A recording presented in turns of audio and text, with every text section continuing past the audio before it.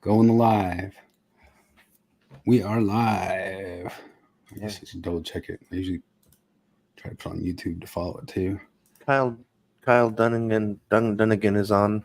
He is? Oh, Yeah. It's been a while. he's I always know, that's stream why. sniping us. That jerk. People What's he really doing? should Just go watch that. Yeah, fake like news? because it started a while ago, and I just started watching the first few minutes, and he did Trump. There's a new Kerp. He's not the new Kerp though. He's blind. But no, I just watched a bit of it. He did. Just the usual stuff. It's pretty good. He's doing an impression of RFK now, RFK Jr. You should go watch, but it's got this whole bit where he's like, he's doing the croaky voice, like, "Stop asking me to clear my throat. You think I haven't tried that?" And then he does it, and then he slips into Bobby Kennedy for 10 seconds, like, "No, for sure, I'm gonna win the presidency now." But then it's like a classical cartoon thing where it just goes back to, "Oh no, now I'm talking like this again." He is hard to listen to. That's for sure. Yeah, I haven't listened to him much. He seems I've listened to a bunch. Yeah, he's kooky. Let's see here. Hello, I'm Robert F. Kennedy Jr. Oh, that's pretty good. My Wired autocomplete interview. There it is. Oh, cool. I love props. What is He could exaggerate Robert Kennedy? more. That's like a little. That's like Kennedy if he was faster. Because Yeah, I know. It's got stop and that happens. A lot of really kind of. I can't do it. It's almost like a Fauci, but then you do Fauci. in the middle. Fauci. If you want to do a Fauci impression, you gotta just what do you think a literal rat would sound like if it joined the mafia? It's Dr. Fauci. He just wants to, or I don't. Maybe like an insidious rabbi who does crime on the side. Kennedy Jr.'s father's name. Well, that's a stupid question. There it is. Do He did people it. not know what Junior means? Good Lord. How much is RFK? I don't like to talk about my net worth. My family has always been for the common man. Bridge toll. Okay. I actually know the answer to this. It's $3.25. It's $1.50 if you drive an 18-wheeler. All right, last question. Thank God. Is RFK ever going to clear his throat? Jesus Christ. You don't think I've already tried that? You want me to show you? See, it doesn't work. Oh my God, it did work. And now I'm going to work for you. We're going to Chicago, then Philadelphia. Then all the way to the what fucking shit, God damn it. That other one, the one he didn't read. Did you see it? It was did RFK? What was it? It was. Did RFK change the sue the chemical? What was it? Keep going. Did RFK sue Monsanto for having chemicals in Roundup?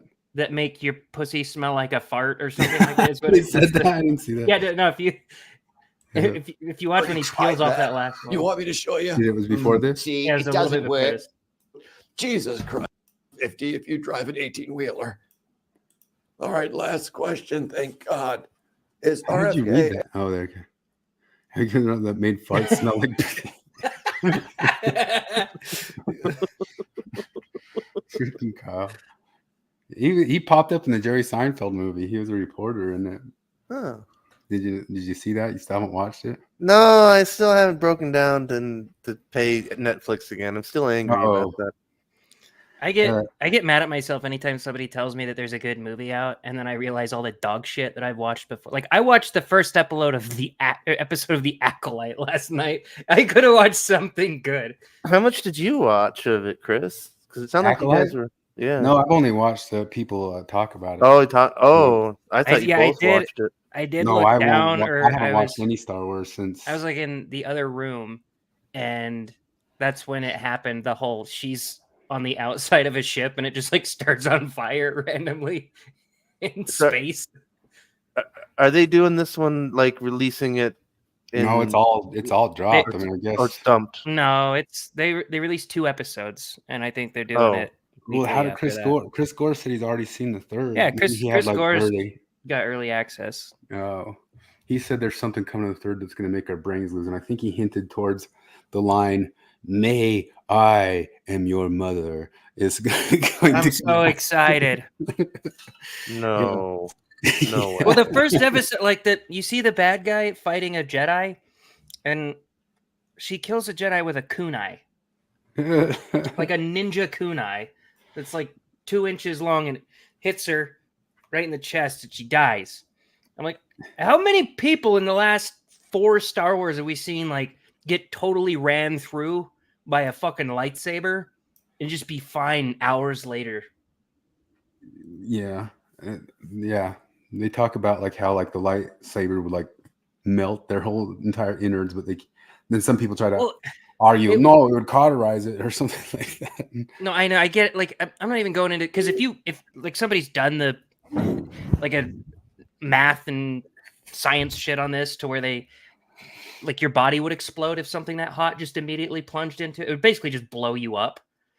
But I'm fine with it not doing that. It's just like be somewhat consistent. Like you had I mean, Qui-Gon got ran through with the saber and died. You had Anakin got his arms and legs cut off and was seriously fucked up forever. But then like everyone like that Sabine chick in Ahsoka, which I watched 2 episodes of that and couldn't get back to it. Like she gets ran through in the first episode and then just gets up later. Didn't what's his name get cut in half and survive it later? At least Darth Maul. That's just Yeah. so that's stupid shit. That's if you go into, I don't care what anybody says. The Clone Wars suck. It's like a more childish version of Star Wars. It's dumb. And yeah, everybody thought Darth Maul looked cool when we were kids, so they brought him back. He got cut off and thrown down the fucking whatever chute. The way he fought was cool and all that. It was cool. Like he was cool looking, but like Yeah, bringing I it agree back. with the red letter media guys that changed the way lightsaber fights were for forever, because before it was all drama and now it's all ninja twirling and stuff. But Totally. Did you see the stuff about the fire? Like this is, I think he starts out with it right here. Where did it go? Like there's just like a fire in outer space. Yeah, and it's not like jet fire. It's like It's like somebody a started space it. fire. It's like somebody fire. somebody started it with like flint and steel. Yeah. And various Where is it? spiritual interpretations of the Force within the context of a matriarchal society. Oh, they changed the Force. The Force is no longer the Force. It's a thread. Like they altered the whole thing, and it all started with 2 lesbian women or something like that. Beyond the public's reach. Still oppressed by them. Instead, what I got was fires in space. And that was the pressure valve. There it is. And a guy who decides to steam his rope. And I guess the whole entire like first act is them trying to put out that fire that's just going on out there. So dumb. Oh goodness! Charles Charles- Wagner wants us to talk about people Get stuff. right into the steeples. Well, he said I haven't he says, followed it. I don't even know what the controversy I is other can't than bring the normal myself to NIMBY follow shit. it. That's I the just- correct answer to it. But he said Well, it's it just in the NIMBY second shit, part, right? which is all I really say is that it is dumb, and it's dumb kind of on both layers, like blowing the gasket over it. But just as far as like arguing for that stuff, for or against the church, I think it's kind of just petty zoning stuff on both sides. And my current job is up at a place that develops construction up in Park City, and these debates are true of every single building that gets built. It's just what happens. It's what happens with everything, and acting like it's like some I don't know great. What big is the giant- controversy? Where are that they they're trying to saying build a the church? Oh, like it's like 5 different cities that are pissed off about it now. But the About main temples thing or just ward houses? temples. And the reason that the different communities are arguing against them, and I believe it's something to do with that has to do the same with the company where I'm at, is it's very rich NIMBYists who don't want like some big, ugly temple in their little neighborhood, like, killing the skylife and stuff and making it look a little bit more tacky and that sort of deal.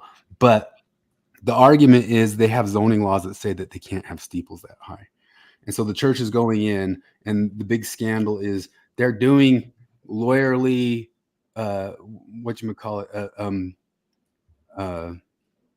I'm forgetting words already.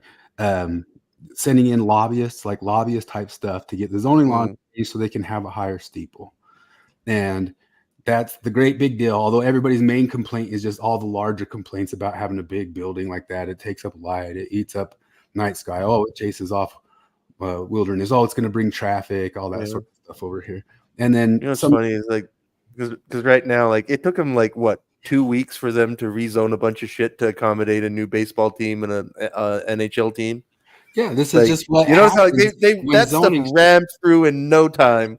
You know, and then but it's just what happens when people zone stuff. But then the ex-Mormon world took it and made 47 boring ass podcasts about it, and that's where you get like Culture Hall making a song about it because it's like such a big deal. And then Nemo the Mormon went and flew from Europe to one of them in Fairview to present at it, and there was a whoa, Nemo went and showed up to give his little speech. You want to watch his little speech?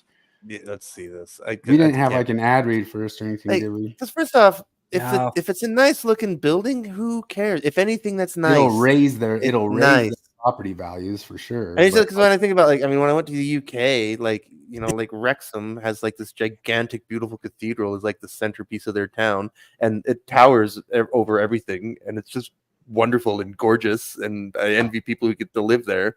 You know, like the one over by Kevin's house is absolutely gorgeous and looks great and all that sorts of stuff. And I think they've gotten a little bit less tacky over the years.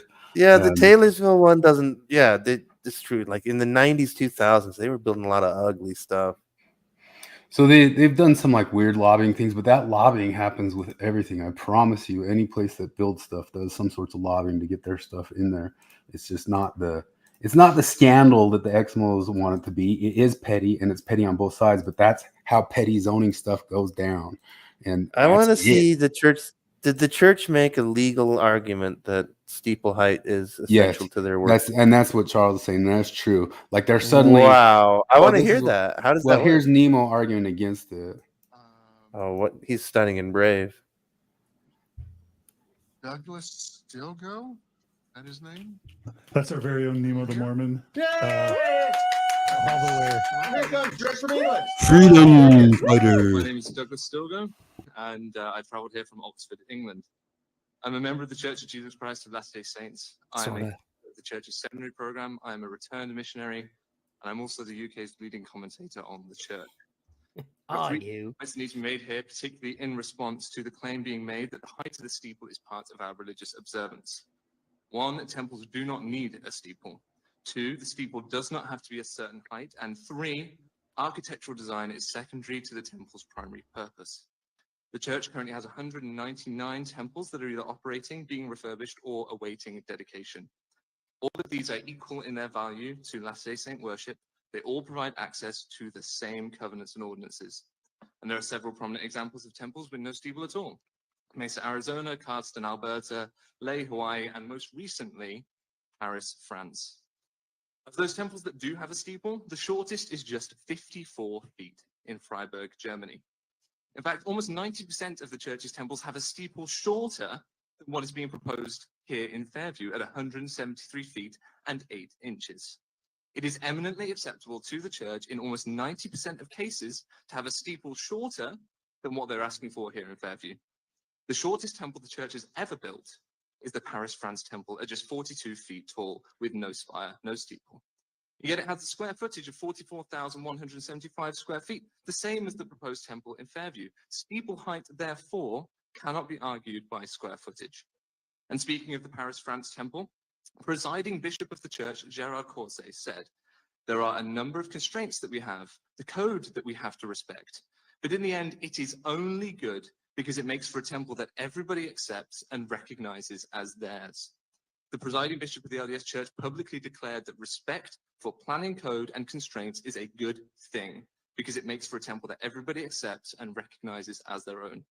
Where is that attitude here? Furthering Bishop Corset's point, the church has said a temple's design, both internal and external, is secondary to its primary purpose. The prophet and president of the church, Russell M. Nelson, said more plainly in 2022, it's not the location, it's not the architecture, it's the ordinances inside. I've heard many claims that this steeple variance is required by LDS beliefs, and that's simply not the case. The president of the church has said otherwise. The actions of local leaders and are not in harmony with the teachings of the prophet of the church. And I don't know why they're ignoring the plain teachings of the president of the church. But what I can say categorically is, as a member of this church, steeple height has never mattered. I have known throughout my entire membership of church that some temples have steeples and others do not. I think LDS Apostle David A. Bednar summarized it best in April 2023, just last year, when he said regarding temples, who cares what size it is if you have access to the same covenants and ordinances? And thank you very much. Okay. It ain't the size of the boat, it's the motion of the ocean. So they want to build a big, beautiful temple in Big Flat, Texas. Well, yeah, and it's happening in like 4 or 5 other cities at the same time. Like this argument's happening in Cody, Wyoming. It's happening in Las Vegas, on the east side of Las Vegas, which I don't know where they get off in Las Vegas. I mean, maybe you could say over in the east side is a little bit better, but if there's ever been a place full of great big gaudy buildings, it's Las Vegas. Yeah. Steve's been having like one in his that he said the church has a septic tank system that has been leaching into the neighbor's property. Church's attorneys are involved to defend the crap. I should get on a podcast. You're not gonna find me defending the church's mid-level management lawyers and shit like that. Well, and I want to see, did somebody, because Nemo said that steeple height can't, square footage isn't a good argument for steeple height. Like, did somebody actually make that argument? Because that would be retarded. Yeah, they've been arguing that they need the steeple to be like a certain size or something like that. And square footage? Yeah, or not square footage, just height. And they're trying to get one that's higher than in that city, that's higher than the one that was recently moved to be allowed, which was also a church steeple, Mormon church steeple. But they had other steeples around that broke the zoning laws as well.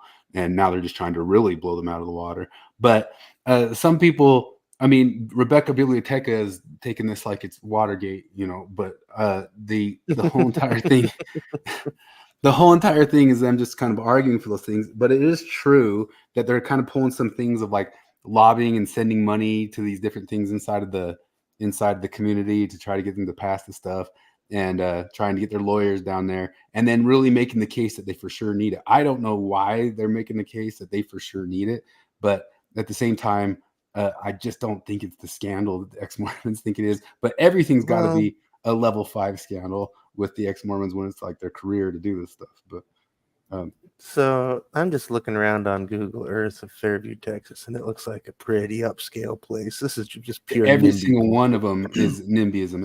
It's fancy rich houses, and they don't like that this thing's coming in. Nemo That's flying totally- across the country to across the world to fight for the downtrodden here. That's what it is. It's always rich people, and they're trying to make it sound over on Mormon Stories like it's these poor people that come here.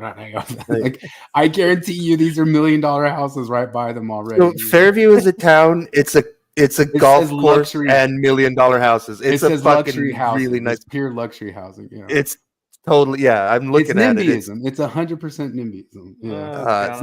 Which the left normally freaks out about, because normally, like what's happening up in my neck of the woods, we've had to go through like 5 years of arguing these same types of things to build employee housing, and the NIMBYists don't want the employee housing being built up there, even though they're dependent on those employees. Yeah, Well, that was funny. Josh Casey said the main thing is that the way they sent letters to members and told them to show up and claim that steeple height was directly related to their testimonies. yeah, that's pretty funny. That'd be a That is funny thing. Like, I will literally lose faith in my church if the steeple is less than 17, I don't know, feet off the top of the. That's funny. What I thought was especially funny of it, though, was that Holy Cardinals are on crap. Word Radio. What? This house has a turret. Like, no, these are $1 million homes. Yeah, it's rich areas. like- They're only ever going to build in like rich, fancy areas, and rich, fancy people are the ones who put up these types of fights. You know, that's what happens. But yeah, it is ridiculous that they're going and telling them to like put in a fight. Rebecca Biblioteca says that it has something to do with that. If they lose that fight in one place, then they lose the religious argument in all places. So they just have to always like put up the fight as best as they can. Well, yeah, but also because like here's the thing, it's like because the opposition is bullshit, and so you have to fight bullshit with bullshit, and this is just how all this stuff ever goes. It's all just bullshit. Petty. It's petty all around. It's just bullshit. It's just petty bullshit all around. And yes, the government stuff is Mormon nuts. side is petty on that too. I remember But 15 years ago, I worked for a legal courier, and like it was an interesting lesson for me about how this kind of stuff goes or can go. And it was like whatever it was, however long ago it was when 7-Eleven installed ovens, you know, and they started making those terrible pizzas and stuff, and they installed ovens. So like they had to upgrade their electrics in all of their 7-Elevens everywhere in order to get those ovens in, right?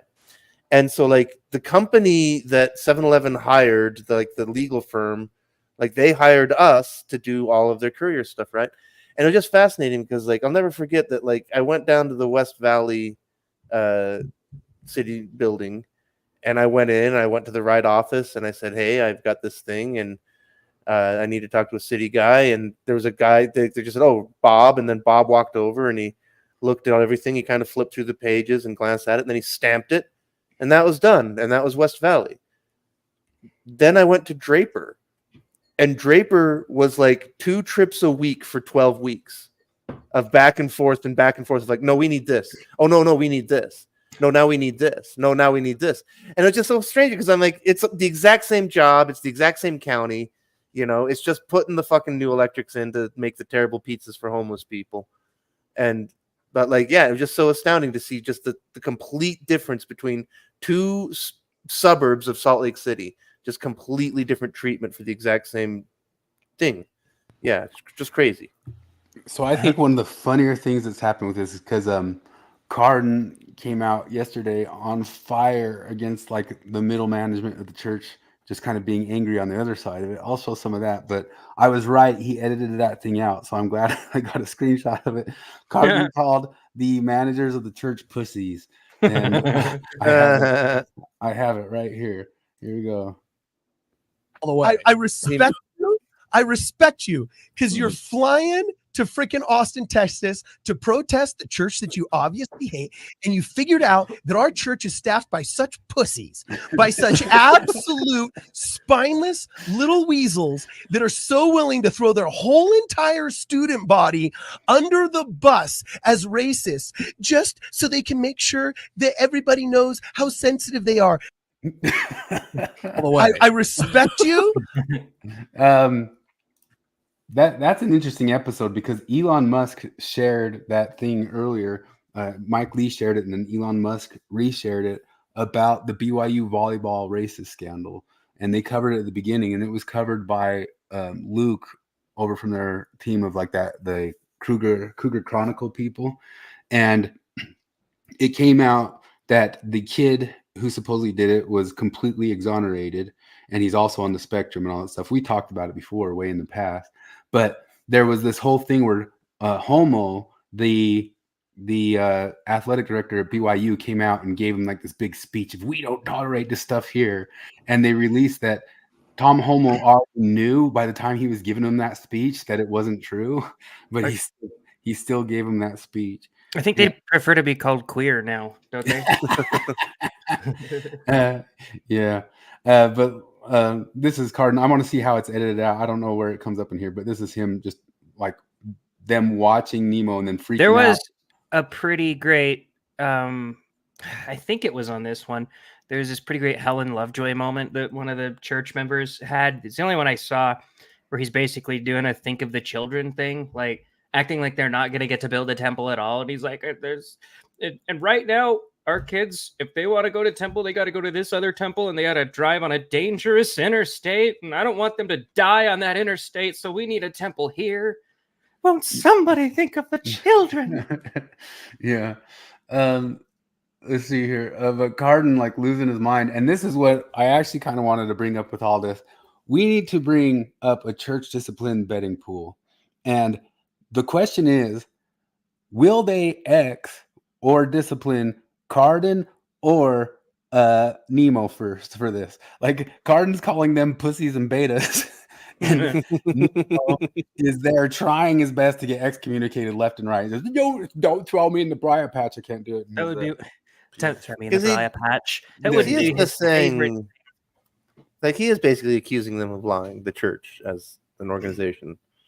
Nemo, yeah, and that's all he ever does. I mean, he's trying to get he's constantly trying to get thrown in the briar patch, and he goes I around said that- announcing, saying that he's the spokesperson. Basically, like he said, he's the top commentator for England on the church and all that sorts of stuff. Yeah, but you And- got a lot of competition over there, bud. There's like 6 of you. Yeah, well, he says it here in that speech, but No, I Here's know. the video right here. This is Nemo the Mormon. Okay, big anti-Mormon, #1 anti-Mormon in the UK. I won't tell you my. Jeez. Yeah, it's kind of crazy. He crashes this meeting. What? Well, it's titled "Crashes This Meeting," but it doesn't crash the meeting. He just takes advantage of the public comment section. Oh, okay, okay. and then here we go. So here's him crashing the meeting. Douglas Stilgo? That his name?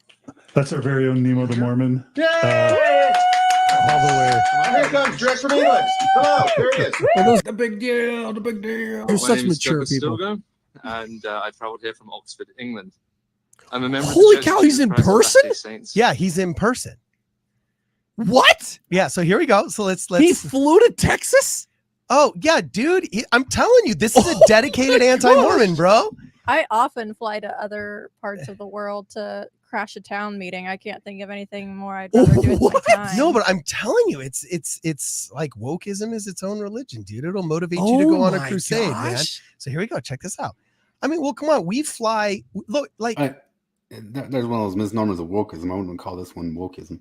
see, here's the thing: is he's a zealot, just like Jeez. we're zealots that go and serve 2-year missions. He's serving his anti-Mormon mission, right? Oh my So I mean, we gosh. can't knock the guy He for flew to to go talk at this? yeah, because he's an anti-Mormon, and the more you can do against the church, if you're dead, I would fly to just like we're talking about Wow. flying. I flew to Israel for my cool Book of Mormon scripture evidence. I don't knock the guy.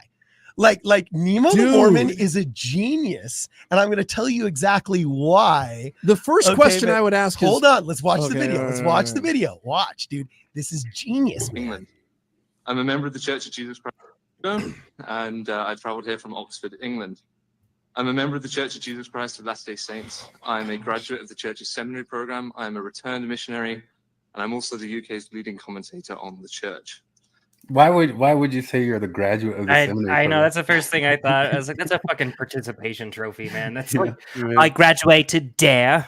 Although I didn't pull it off. I bluffed too much, and I got kicked out of it my sophomore year. There are 3 simple points that need to be made here, Enemies. particularly in response to the claim being made that the height of the steeple is part of our religious observance.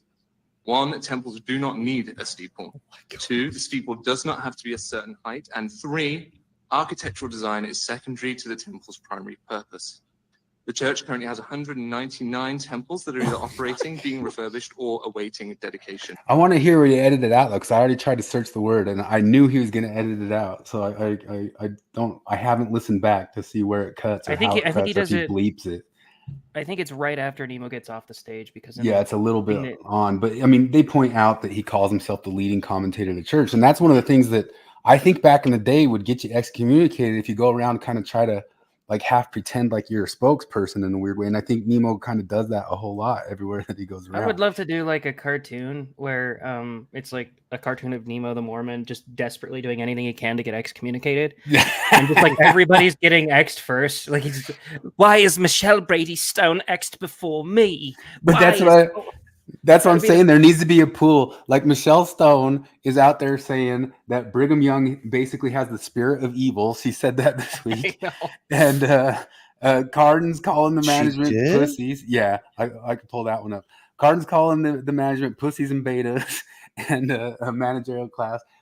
Jacob's going into stuff and saying that Joseph for sure maybe was kind of fibbing on some stuff, but he was for sure a polygamist and that sort of deal. But he also says stuff like bullshit that the church is supposed to follow the law of the land and all those sorts of deal, which Jacob's right, but is he supposed to say it out loud? And so you have all these different people saying these things, and I bet you there's an outside chance that all these Mormon guys might get disciplined before the Nemo trying to get thrown in the briar patch, you know, The or before funniest- Michelle Stone who's calling Brigham a spirit of evil, you know. The funniest thing to me would be if he never got excommunicated. His unthoughtful saints, there's all these people. They do the same thing with him as they do with Dan McClellan. When like I tell him, I don't know, I mentioned that today in a comment, and there's this lady who who's always, if there's a progressive take, she has to have it, you know? And so I said, like, no, his goal is clearly to get excommunicated. And I mean, he flew across, like, he flew to a city that's inside a state, that's inside a country, that's inside a continent that he has nothing to do with, to go talk about rich people zoning laws. Like, he's protesting on that because he knows he'll get noticed by the top brass, because the top brass is actually paying attention to this. And he acts like he's fighting for the downtrodden. He wants to be excommunicated. And I mentioned that, and that lady's always like, well, I think you would have to be reading his mind. And no, people have weird, shitty, hidden motivations. They do the same thing with Dan McClellan. I'm like, Dan's obviously an atheist. Just tell him it's okay to be an atheist. He never said he's an atheist. He doesn't. Yes, he pretty much does. Everything he does tells you he's an atheist. He's a left-wing activist. He's constantly shitting on the Mormon church. He pulls off these campaigns where he tries to criticize the church for saying that they're not liars and trying to hold their toes to the fire, saying, no, look, they did lie. And I want to speak with my general authorities to have you guys admit to lying. And then he like holds like these campaigns and these videos with it. And then he goes on those like Mormon discussion podcasts with John DeLynn. And every single one of them, he's saying, where's my temple recommend? I want my temple recommend. I want my temple recommend, and all that sorts of stuff. And he's just so obviously not a believer and trying to get excommunicated. He's trying to do it. And then by announcing himself as like a commentator and like a top researcher on the church and all that sorts of stuff, he's for sure trying to get thrown in the briar patch. And I like this. Aristo says a graphic novel with Nemo in a post-apocalyptic London and as the last Mormon on Earth, but he hates being the last one. He says, "Yeah, there's no one left to ex him, and with his, he has to write his own excommunication." Actually, Leslie brought up a good point, saying in other churches, attending seminary means that you are training to become a minister or priest. It is very significant in other churches. So I think that's why he said it. I think you're right. That's it sounds better. Like if you tell a bunch of Lutherans that I graduated the seminary, they're going to be like, oh, yeah. If you graduate Mormons Catholic are going to be seminary, like, oh, you showed up to school. Like, yeah, graduating Catholic seminary is akin to getting a PhD. Like, it's a giant long-term project. Like, it's huge. But I'm telling you this stuff. So, like, I don't know if I'll pull it up, but Dan McClellan had a video just today where he came out and said that he admitted that almost every single one of his videos undermines Mormonism. And the being public figures saying that stuff out loud used to be what got you X'd, or Nemo going around saying that he's a commentator for the church and speaking on behalf of like the things that they speak for or do, like that would be what gets you X'd. And not anymore, especially if you're not like, I mean, I guess they don't want to like take down any high profile ex-Mormons. You know, I think it's kind of funny. And I bet you they would be quicker to do some discipline on these guys for just being upset at them with it. It's almost kind of like that low level violence that Sam Francis talks about. We just saw just this week that police officer in Germany takes down a man who tried to stop a stabber, and then the stabber stabbed the police officer and killed him. And it's kind of like that sense of stuff. Like, I think like the management of the church might be quicker to discipline the hard believers and then get stabbed in the neck by they're trying to defend them from. Like, we're watching that dynamic in this bigger realm. Gosh, your thoughts? Okay, what are you thinking? first question. And then I think he's genius. First question, I'd say, I'm sorry, cut off your mic for a second. You flew here from England. Are you pathological? Not a good argument. Son? Not a good argument. Keep going. No, sorry. You've got some kind of issue, some problem with this. You're so passionate about our temple. Have you ever been to Fairview, Texas before? Yeah, bye. I would like for Jonah to not be allowed to talk anymore. Pressed because you have a British accent? Okay. Zip-de-doo. Princess Diana was British too. You know what? Dude, like, I don't. He's got Nemo the Mormon. Okay, but he's still active because you said he's anti. I don't know this guy. No. This is why he's genius. He's an anti-Mormon. Is he still a member? He's technically a member of the Church of Jesus Christ. Because we won't excommunicate him. We won't excommunicate him. Some state president doesn't have the cojones to do what's right. Because he wants to be harmless as a dove, but not as wise as a serpent. He's betraying the principles and the Doctrine and Covenants because he wants to stay right with Babylon. No, That's he's obviously an anti-Mormon. Nemo the Mormon is an anti-Mormon, but he knows that they won't touch him as long as he just does this. Oh, poor little me. Oh, and he represents. Listen how he introduced himself. It's very interesting. It's very interesting. The Church's seminary program. I am a returned missionary, and I'm also the UK's leading commentator on. So I'm the UK's leading commentator on the Mormon Church. No, he's their biggest anti-Mormon commentator, but he very carefully presents himself to the laymen here that are sitting As on an the authority. As an authority. As an authority on the He's church. using the mantle of his membership. Yeah, and it's kind of funny though. Like, I'm a member of the seminary program. Rista says he hasn't done anything wrong. I mean, he's been on Mormon Stories podcast, like tearing down like all the truth claims of the church. But second, like he keeps doing these little things where he kind of presents himself as like he sneakily puts in there. Like this would have been enough in 95 to get excommunicated, like for sure. Yeah. The September 6th would not have happened right now. Oh, no chance. Like those guys would be, not only that, those guys would be elevated and they'd be people like talking at conferences and stuff like that. Okay, we're not monks that just did a 4-year like freaking dude. I'm a graduate of the seminary program too, right? But that's part of his genius though. The people up on the stand don't know that. The layman watching doesn't know that. Now I'm just trying to catch where he edited out calling them pussies here now though, but and then we'll move on from it. By the way, I think it is an accomplishment to graduate from the church's seminary program. I think the weak sauce seminary program in Utah isn't as big an accomplishment as the one that, frankly, probably is in the UK because it's probably early morning and probably here is in California. But at the end of the day, it's not a freaking 4-year divinity degree from Harvard. It is an early morning volunteer seminary instructor taught program that gives you a half credit of history if you're in a school district that gives you credit. It's not an 85 credit sociology degree. It's coming up. It was like right here. And the thing is, like, I might miss the jump cut or something. I don't know if he bleeps it or did he cut the whole section? It's close. From the University of California at Los Angeles. But he presents himself as a graduate of the seminary program, a returned missionary, says nothing about his status as an anti-Mormon, and he knows that like his stake presidency, his area authorities, they're all exactly just like homeboy. Like we were they just are. talking about. Yes. Nemo the Mormon has this guy as his stake president.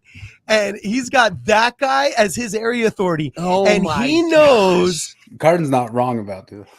Oh no. He knows that as long as he just doesn't say he's already said enough online and he's already obviously an anti-Mormon. Like everything he does is against everything the he church. does. Yes. Everything he does is against the church, right? But since he's never overtly called himself an anti-Mormon, then they're all he just knows that his leadership does not have the wherewithal or the guts. He knows that the boomers are detached enough from the internet and that as long as he just nobody has the guts to excommunicate this guy for the basic apostasy that he's performing. I mean, he's the rock star of anti-Mormonism, is literally on the #1 anti-Mormons podcast at the beginning of this video, and they're cheering him on. It's like, I'm sorry, if you're hanging out with David Duke and the top 3 neo-Nazis in North America doing a podcast and they're cheering you on right before you go and talk. I love this, like when he compares like any talking about Mormonism is like akin to anti-Semitism or it's he usually says like you guys wouldn't say this about like Jewish people or Muslim people, and they go like no that the hardcore people who were like the hardcore atheists and the Dawkins and those sorts of people in the world did say all the religions were dumb and stupid and we didn't like it. They didn't have a problem. They weren't like signifying out like certain people, or it was only later when the woke, like the Atheism Plus people came in and started noticing that talking on certain religions sure seemed to be ethnic. That didn't even like factor in for a few years. And then once it did start factoring in, that was the beginning of it like all tumbling down. But no, they absolutely did shit on all the religions. Like Christopher Hitchens shit on Muslimism, and so does Dawkins. I think they all went after Islam harder than they ever did at Christianity. against they got like shit for that. the building Yeah, they did. of a synagogue, it's going to be difficult for me to say that, like, okay, I'm sorry. If all your friends are neo-Nazis who are literally cheering perfect that You're not the good guy. yeah, that you're not the good guy. But his leadership, like Nemo the Mormon, Nemo, Douglas Stilgo. I have nothing against you, bro. I mean, I think you're a liar. I think it might have already been cut out of there. I think you're a liar and you're a deceptive. Just like John feel like I Delancey heard is- it jump. Understanding Mormonism channel isn't an anti-Mormon. It has nothing to do with understanding Mormonism. It has to do all with slandering Mormonism. I know that you call yourself Nemo the Mormon because the search engine optimizes your channel, and just like RFM is a liar who has a fake Mormon Sunday school and won't self-present as an anti-Mormon. I get that you're doing the search engine optimization thing, but like I think you're a liar. But I don't knock you. Because you're so like, it's one of those things where like, if you're not cheating, you're not trying. You know what I'm saying? You are cheating, Douglas. You are doing something dishonest. But I respect you, bro. For going all the way. I respect you. I respect you because you're flying to freaking Austin, Texas to protest. Did you see a cut? No, this is right here. This is where he's about to say it. That's the church that you obviously hate, and you figured out that our church is staffed by such pussies, No, I left by it such in. absolute spineless little weasels. I thought they did it out. No, They didn't get on there. That are so willing to throw their whole entire student body under the bus as racist, just so they can make sure that everybody knows how sensitive they are. They're willing to make strongly worded letters against their own fan base. They're willing to literally go online like Spencer Cox did. Oh, Spencer Cox. Oh, sorry, my Spencer gosh. Cox. You know what I'm saying? And write these tweets just to virtue signal. Douglas Stilgo is a genius of the first order who so deeply understands the pathetic, spineless nature of our leadership and the Achilles heel of niceness culture. He has the stones to name his anti-Mormon YouTube channel Nemo the Mormon, and then just exploit the crap. He is milking that cash cow until there's not. And you know what? I guess it was just YouTube's search thing that wouldn't let me search the word pussies. Yeah, maybe. You know what? I respect it. You want to know why? Calls them betas. Well, here. good for them. Because to me, this is why we can't have nice things, guys. For the same reason. I'm telling you, this runs a bigger risk of church discipline than Nemo does. I'm telling you. Oh, I hope so. I want Nemo to never be excommunicated. That's my hope. I feel like I don't. So did I tell you I got in a little argument with Brad over that RFM thing? I think it was on Thoughtful Saints. Where about saying that he can't use Sunday school. Yeah. Well, I'm just saying, like I mentioned, like, okay, it was an absolute reach for Cardin to say that RFM is trying to, in bad faith, be a wolf in sheep's clothing and lure in unsuspecting Mormons. Like, he's not shy about shitting on the church. He's not nice to the church. So it seems so obvious to me that that's not what he's doing. And Brad was like, who uses the word Mormon? And there's like, that actually goes to his credit, because at this point, like, how many pro-Mormon, other than like Mormonism with the Murph, that's like the only one that still has the word Mormon in it. That's like a pro-Mormon podcast. Does Michelle Stone use Mormon in her? No, it's just 132 Problems is the name. That's right. Yeah. And she always calls it the Church of Jesus Christ Latter-day Saints. That's if you don't want a nickname, then pick a fucking shorter name than the Church of Jesus Christ of Latter-day Saints. I'm not doing that. I don't want to. I just heard something this week that I didn't know this was true, but I heard that Rusty's also made a point of like he doesn't like things being abbreviated to LDS. That you have to call people Latter-day Saints or something like that. I didn't even know that one. Style, didn't they say themselves a few years ago that LDS was fine? I thought that I'm pretty sure in his talk, I'm pretty sure he says that he doesn't like being short. No LDS. abbreviations. It's supposed to be like Christ's Church of the Restored Church of Christ, and LDS people are supposed to be called Latter-day Saints, or it's an affront or something like that to them.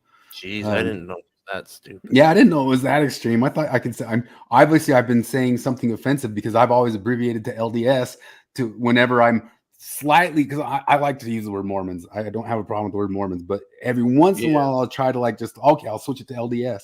But it turns out that was just as bad all along. I had no idea. I usually just dead name them. I don't do it maliciously. I'm not doing that. I just want to get to where he calls them betas here too. Now our student body and our students don't feel protected and supported by the leadership at BYU. This is the same reason why there's less donations from the people towards BYU. Now we can get it back. Hopefully Shane Reese gets it back. But I got to tell you, and by the way, I think in the post-woke world, people have gotten far too tired of it. And I don't think Nemo the Mormon stick has more than another, 12 to 24 months in it.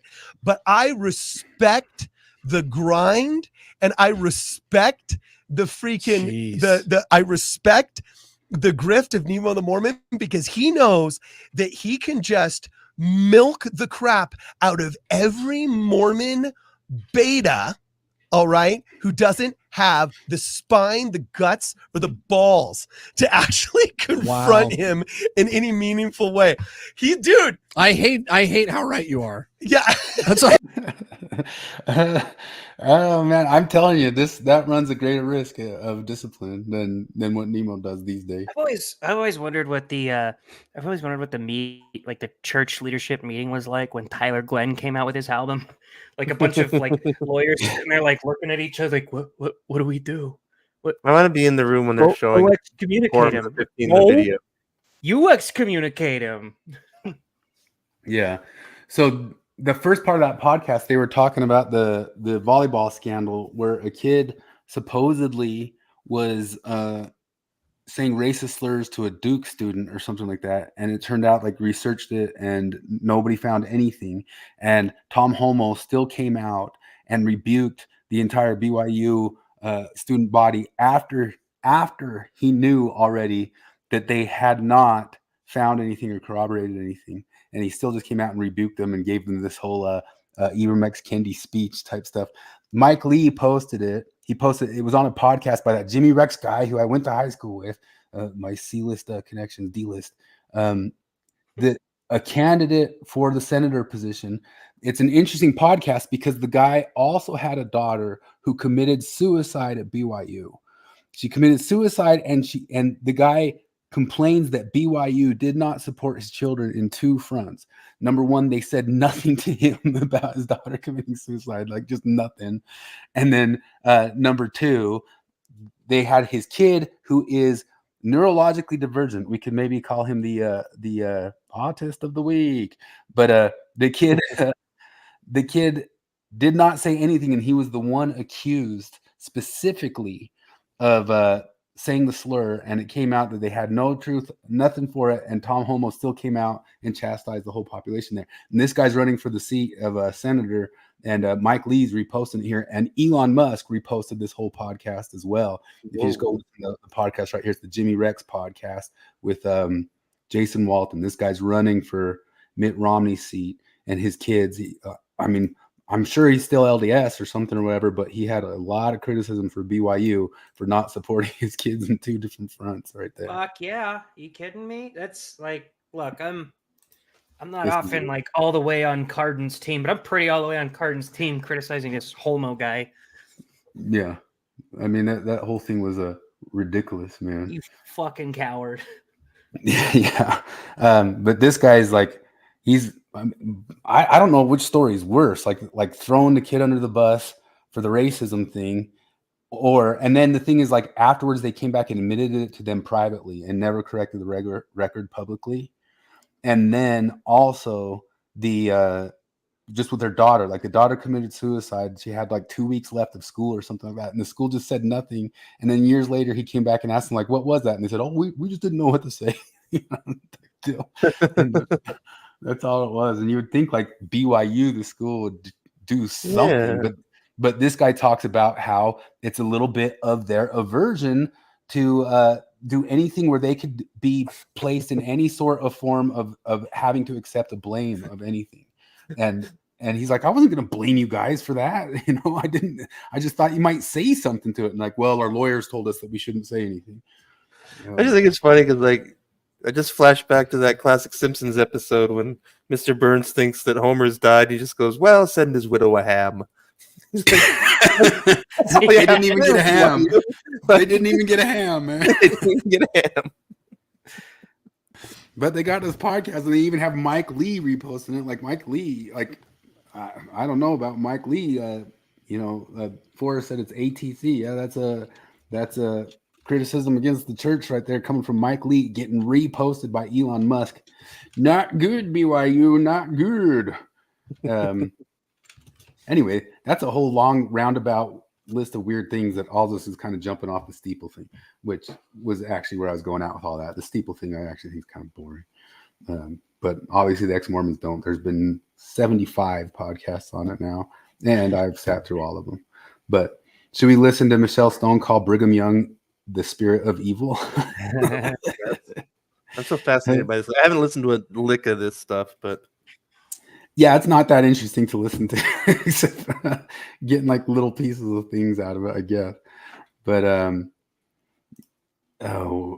let me see if I can find it. I shared it the other one. Did you guys listen to any other stuff? Jacob just barely went on with Mormonism with the Murph talking about it, and then I saw something like telling him to go on her podcast of it just recently. I guess I'll pull that up. She challenged him to a debate, and Here it she is. said she already had. Yeah. If you want to read it or something more. Oh, okay. Let's see. Jacob Hansen, it has been fascinating to watch your appearance on Mormonism with the Murph. I have to admit, I'm a little taken aback that you can't come on my show for several months, but you had no problem going on his show right away. I would like to formally invite you to engage this month. From your clear confidence in that conversation, it is very apparent that you are ready. You appear to already know what I will say to all of your points, so no reason at all to wait. Since you prefer debate format, while I prefer discussion, I'm with you on that one, Michelle. I don't like the classic debate format.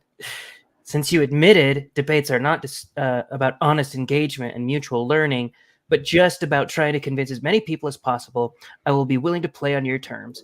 Let's go ahead and schedule a debate for Friday, June 21st, blah, blah, blah, blah, blah. She already had a place set up for it. And the thing is, on Mormonism with the Murph, Jacob already said that he's trying to like get away from all other debates in the meantime because he's having to prepare for Trent Horn, and that's going to be like a hard one. So like if he turns that down, she's going to like use it as an excuse of like, see, he turned me down. Yeah, no, she kind of did, and he said that in the thread. He said he's going to be at a family reunion during that or whatever. I don't know, but I don't even. She'll use it as a thing saying that he ducked out on it. For the life of me, I don't know how Michelle Brady Stone could view herself as intimidating. Like she knows a lot about these dumb intricacies of like stupid records that just poke holes in the exact same day. In the exact same way that like flat earthers poke holes at, like we were talking about last week. Like, oh, you don't know what the Van Allen radiation belt is? Well, you're stupid. And your entire thing is. Yeah, as long as you ignore all the other information, you've got. Yeah, well, I was mentioning it. I was mentioning it in the chat. What I want to do is Michelle Brady Stone style. Deny increasingly absurd and obvious things about Joseph Smith. Like he wasn't actually married to Emma, because if you read in her journal, at one point she talks about how much she respects her father and would never defy him. That doesn't sound like a girl that would defy her father. So I know that Isaac Hale was against their marriage, and that doesn't seem like something she would do. So they never got married. And there's no real contemporary evidence in contemporary firsthand accounts of the wedding. All of the accounts were from a couple decades later by like third-hand accounts. It's not trustworthy. Prove to me that they did get married. No, that's basically. I don't care. That's the level of the research by the sounds of it too. Just like, oh, take this one little thing and ignore everything else, and also give it one interpretation. Yeah. Here you go. World. But when you're a religious leader, you've got a real dilemma because we have commandments and you have to follow God's commandments. So what's the solution? Polygamy. All of a sudden, God is commanding you to have more women. So you're not restrained. Same thing. If there's someone in your way and you're a powerful man or a powerful person, you can have them off. You can send the message, be the godfather, right? And yet, if you're a religious leader, what do? Shoot, blood atonement, right? So all of this evil, lustful spirit leads to all of these things. And I'm not going to get into making claims about Satanism, all of that. At this point, nothing would surprise me. I can say that nothing would surprise me, but I have no idea. I just know that there is a dark demonic spirit that is very subtle, very deceptive, that tells you we see it happening all the time. It's the same thing with the day bells, right? Like, we were spiritually wed before, you were meant to be, like this lustful spirit that gets intertwined with God, and it's so deceptive, and people fall for it. Yeah. So there's definitely an evil spirit that I don't know, we call it the spirit of Brigham. I don't think it's not Brigham's spirit, it's just the spirit that led Brigham. And Cardinal will still get disciplined first. I know. But I still go back to her Brian Hales discussion, where I can't believe you're suggesting that I should be punished. You just said Satan was leading the second guy. I'd probably be inclined to believe you if I believed in Satan. Brigham Young was a fucking monster, but I'm not pretending to be Mormon. She also says that she thinks like women should be like leaders in the church and all that stuff. She's not for ordained women. She just thinks it should be different. I'm not a feminist. You think they're wrong about everything. This is like, you're kicking me out just because I'm saying they're wrong about everything. Is this people that are like, because they're Snufferites. The Snufferites have this thing that Joseph didn't practice polygamy, right? Yeah. That's what I don't get with them all, man. I guess they're trying to rescue and hold on to Joseph or something. But then she like even goes back and says like all scripture all throughout time forgot women, and it was from periods of when humans and men were terrible and all this sort of stuff. And it's almost kind of like the same thing as like Dan McClellan. You just get a point like, lady, you're a non-believer. Like you're just go there. Like you don't believe in this. Like why what are you trying to rescue? But I don't know. I hate this gated community I'm in. The ghetto is much more true. But I'm not going to the ghetto. I like the gated community. I want it to change for me. Yeah. I don't get it.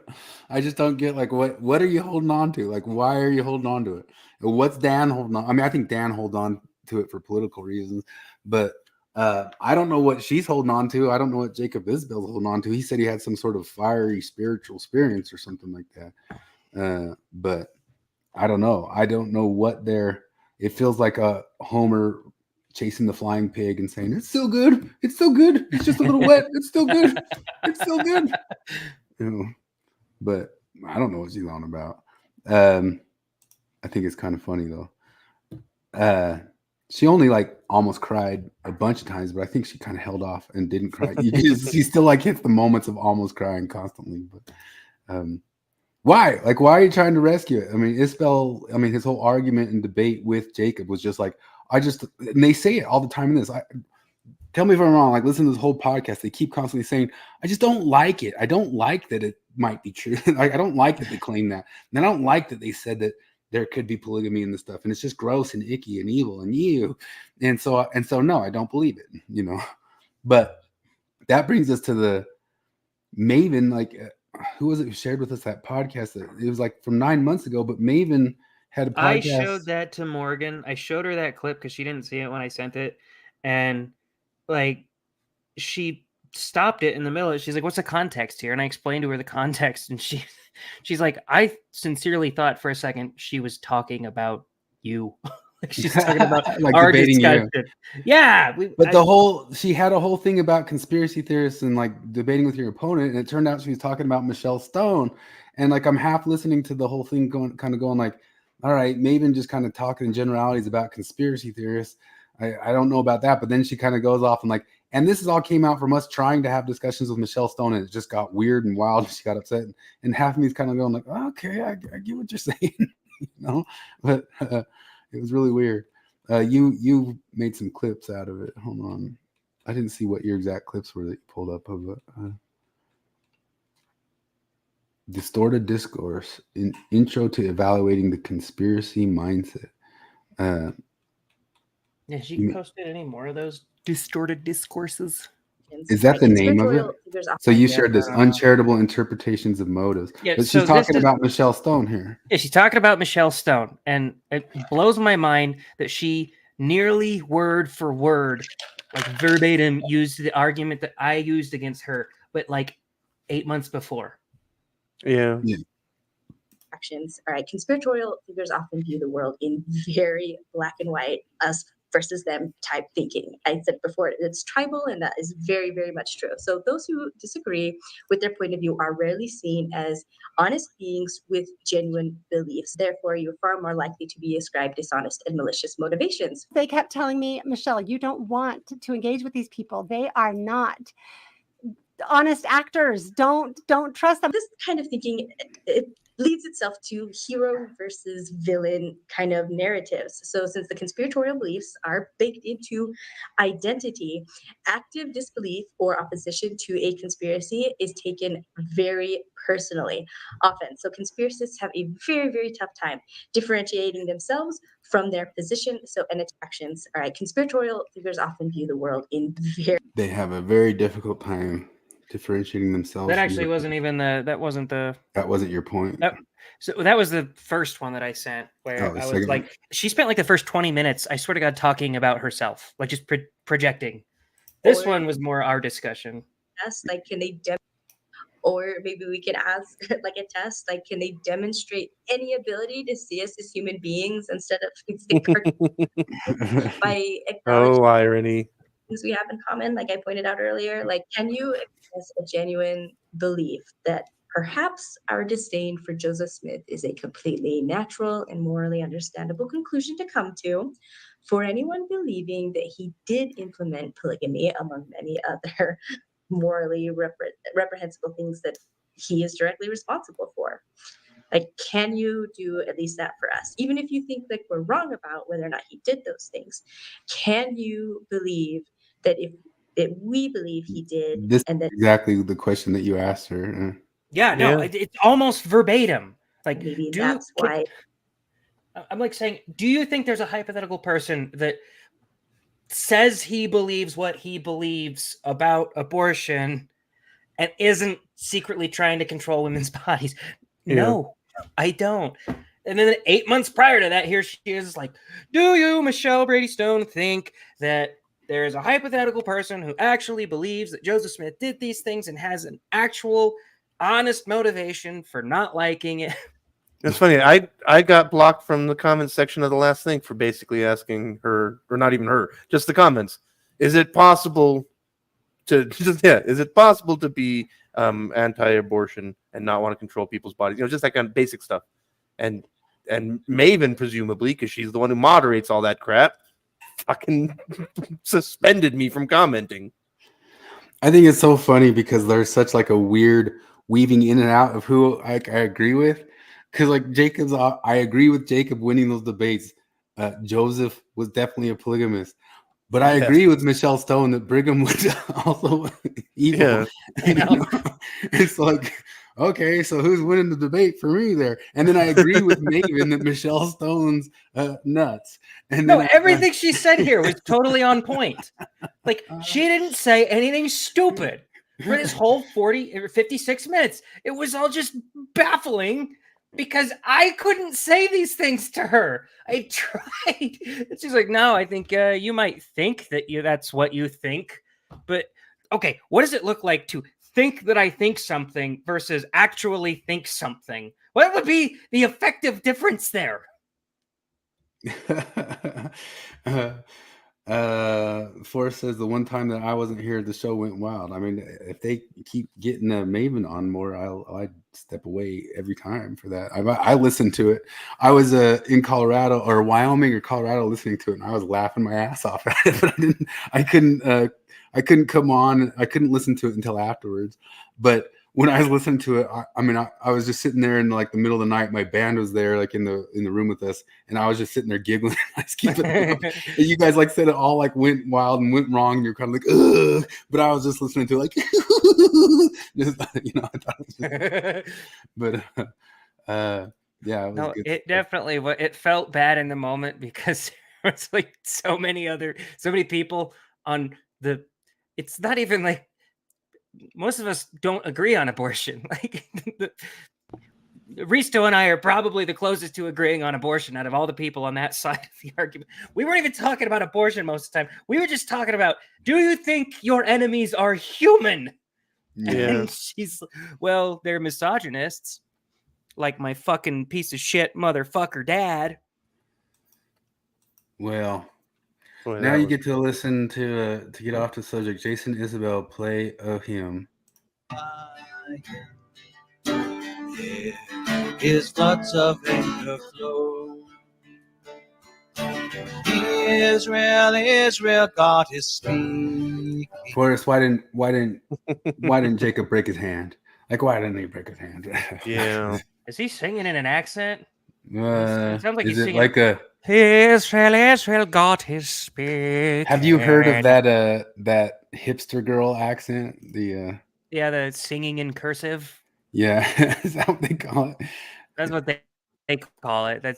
I thought it was somebody making fun of him, but no, they made that up Singing in cursive. themselves.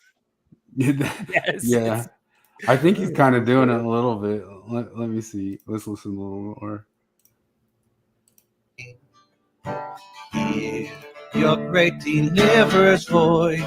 Yeah, that's hipster accent. Now a glorious morn is breaking for the people of his choice. Come to Zion, come to Zion. Yeah, it's a little bit this. You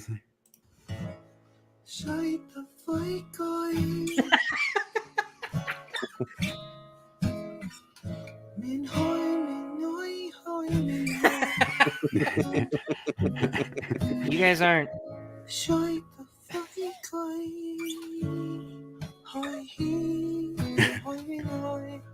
Okay, so you guys aren't SpongeBob like age appropriate, so you probably don't get that reference.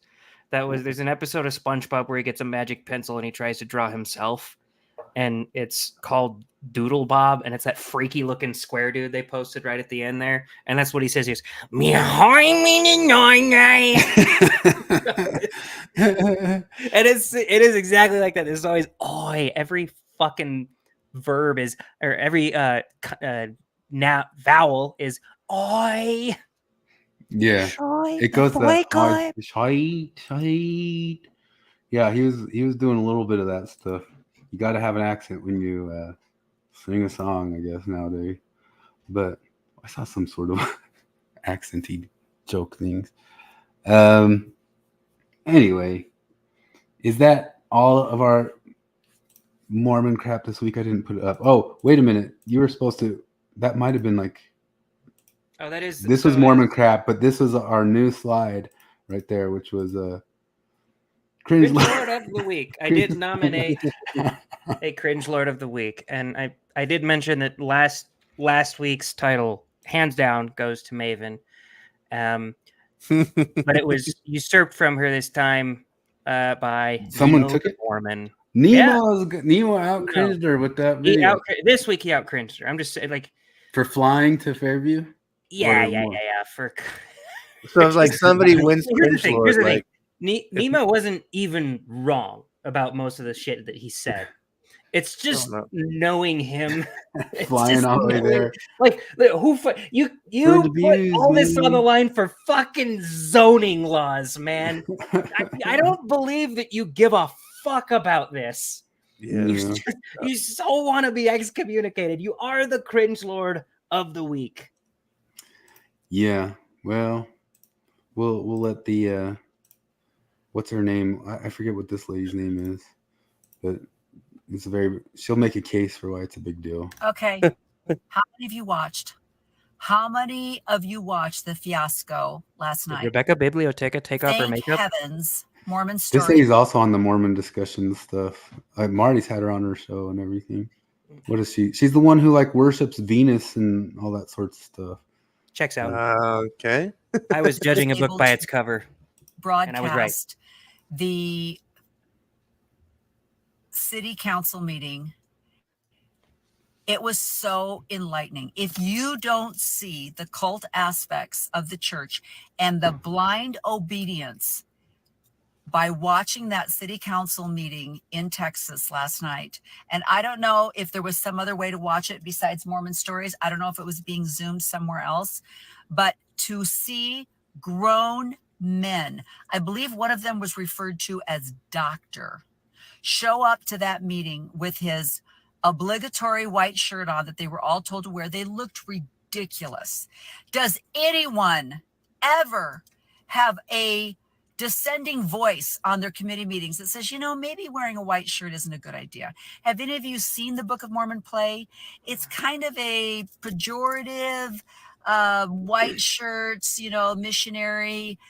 It's not a good look in 2024. Maybe we should wear another colored t-shirt. What the fuck? But no, they all dutifully showed up in their white shirts and made absolute idiots of themselves. They had no data.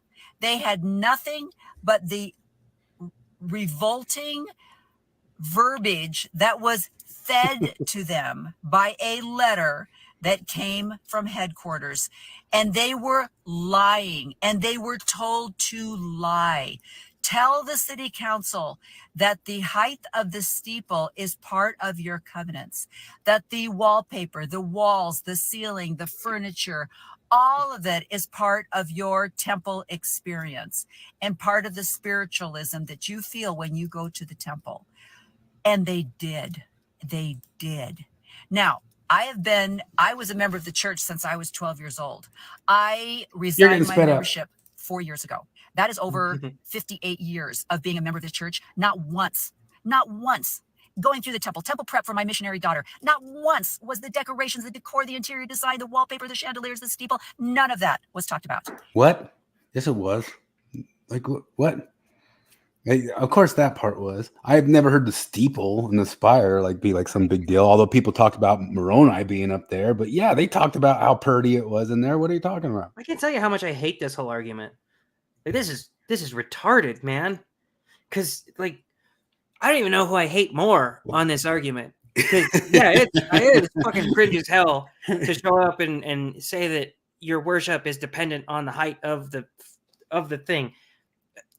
It's definitely, I mean, the cringiest still obviously Nemo flying across the world for this bullshit bureaucracy dispute. South Park, like all sides are bananas all around. Yeah, but this is just, it's not even bananas, it's just stupid and inane. It's petty. It's all just petty. Nobody should give a fuck about this. If the city's like, we don't want it that tall, the church should be like, well, all right, we've got others that aren't that tall. It's not that big of a deal. And if the church is like, we actually really want it to be that tall, the city should be like, oh, okay, it's a fine building. Who cares? It'll bring our property values up. And then the ex-Mormons shouldn't give any fucks at all. Like, I don't care about these rich people's zoning laws. Oh. No, it's the biggest deal ever. This is revolting. And the worst part is how obediently these little people fell into step. She keeps using that word.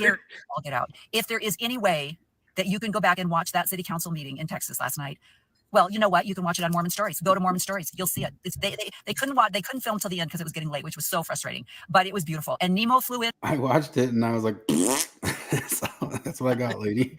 From London and gave a beautiful talk full of data and truthfulness. And then some crazy lady who obviously wasn't even listening said something about, well, now the Mormon church is flying people in from Europe to talk to us. I'm like, did you? Yeah, some lady did say that. That was funny. And she was on the side of no temple, but she was like, who's this guy from Europe? Still.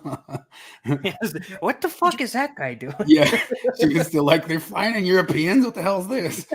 Even hear what he said? You crazy people. Anyway, please go to Mormon Stories. Watch last night's temple. And then you just called the lady who was against the temple of crazy people. Why'd you do that? It was all just a reactionary feedback loop. Yeah. Stand up, do something. Stand up and realize what's happening. It's scary. What? Realize what? There's a zoning fight. There's a The zoning church fight wants that's to build happening that in every building. rich NIMBYist area everywhere about every building going up everywhere. We're not gonna take it. That's what I feel like. It needs like some sort of punk Rage Against the Machine thing. We're fighting for justice. Jesus, who cares? Yeah. There's a whole thing. So in Rexburg, they're building a second temple, which is crazy because Rexburg's fucking tiny, but they got a shitload of Mormons. And there's this Facebook group about the city of Rexburg, and there's a bunch of people bitching, but why do they need two temples? Blah blah blah blah. And I'm like, dude, you live in a small town that's literally like 96% Mormon. There's two temples in Rexburg? Well, there's about to be a second one. That's one of the things that they've been like Really? questioning, and it Oh, yeah. really is Well, like okay, but the something thing worth is questioning. the Like they are Rexburg building temple- temples like crazy in places that don't make sense population wise to build them. I will like they've give been them building this. the shit out of them in the Philippines. Is it a baby temple that's there now? It's it's one of the stupid McTemples that doesn't look original at all. But I will say this: when I was at BYU, I saw a McTemple like driving up to Wyoming that I thought looked kind of nice in the little city. They don't Like, look it terrible. It looked but like they're kind of just- like a nice little church house in the middle. Yeah, but no, when I was at BYU, Idaho, Morgan's getting mad at me for making fun of her, but she thought it was a fun idea to do a temple date night every Friday. And even as a Mormon, that I hated going to the temple. More. And- That's why she posts the meme she does. She's trying to make up. Does she miss the temple? Have you ever met an ex-Mormon that misses the temple? I don't think so. Morgan doesn't miss the temple. 'cause I it was- did for a while, and then it stopped. I like I the mean, temple. I liked the celestial room. Like, if you could just go sit in the celestial room, that'd be fine. But eventually, I talked her down to doing ceilings. Anyway, the point is, you actually have to schedule a time usually to go to the Rexburg Temple. You can't just show up at a random endowment. It's fucking full. There's BYU Idaho is big. It's a busy temple, so I'll give him that. Anyway, this whole group is complaining. I'm like, you are voluntarily living in a town that's like 95% Mormon, and you're bitching that the Mormons are building there. Move. The only time I ever liked the temple was when I was in the MTC, and it was like a little break. And that. That was because I could sleep. Yeah. Rista wants to know what you missed about it, Flip. I mean, I don't know, just because there was this like a kind of otherworldliness, like you kind of feel like you go and separate from all of civilization and go think about other things, you know? And I used to kind of like enjoy thinking about the symbolism of it all, even though it was extremely boring for most of it. But then also, yeah, just like that moment in the celestial room where you just go sit and think. But yeah, like, I don't know. It's kind of hard to say, like, because, you know, I spent so much of my life, you know, looking forward to getting there. Then I went there and I was like, okay, that's weird. But yeah, I don't know. I liked baptism for a while, I was more like than anything else. Yeah. I like the visuals of like the earth coming together and all that stuff in the video and all that sort of deal. And I got to watch a live action one in the Salt Lake Temple once, although that was terrible, man. Like it just the really, really old temple workers kind of like chipping through the stuff. Like, oh my goodness, it took forever. And my grandpa went through the temple for the first time on my first time with me. And he was a lifetime Irish Catholic. And he just had put it off forever, and he only got baptized late in life because my grandma got breast cancer, and he was going along with it to make her feel happy. And I know me and my grandpa were sitting there in that temple going like, what is this? What are we doing here? Like we were just looking at each other the whole time, like, sweet, merciful crap. But I sort of liked the video, but then I thought it was like weird, the kind of I remember I was in the MTC, I was so girl starved just looking at the eaves in it. We're kind of like, hey. Oh man, that camera angle, if it panned down like 4 more inches, I'd see a little bit of cleavage. Yeah. This is something that kind of goes along with it. Will Ferrari, this is a great podcast because he's a scholarly guy, University of Kentucky. He has a lot of stuff of like details. Like if you look at it on the 1619 Project and BLM, the real impact of BLM and crime and policing and how it like backfired universally, if you like look at the data of it.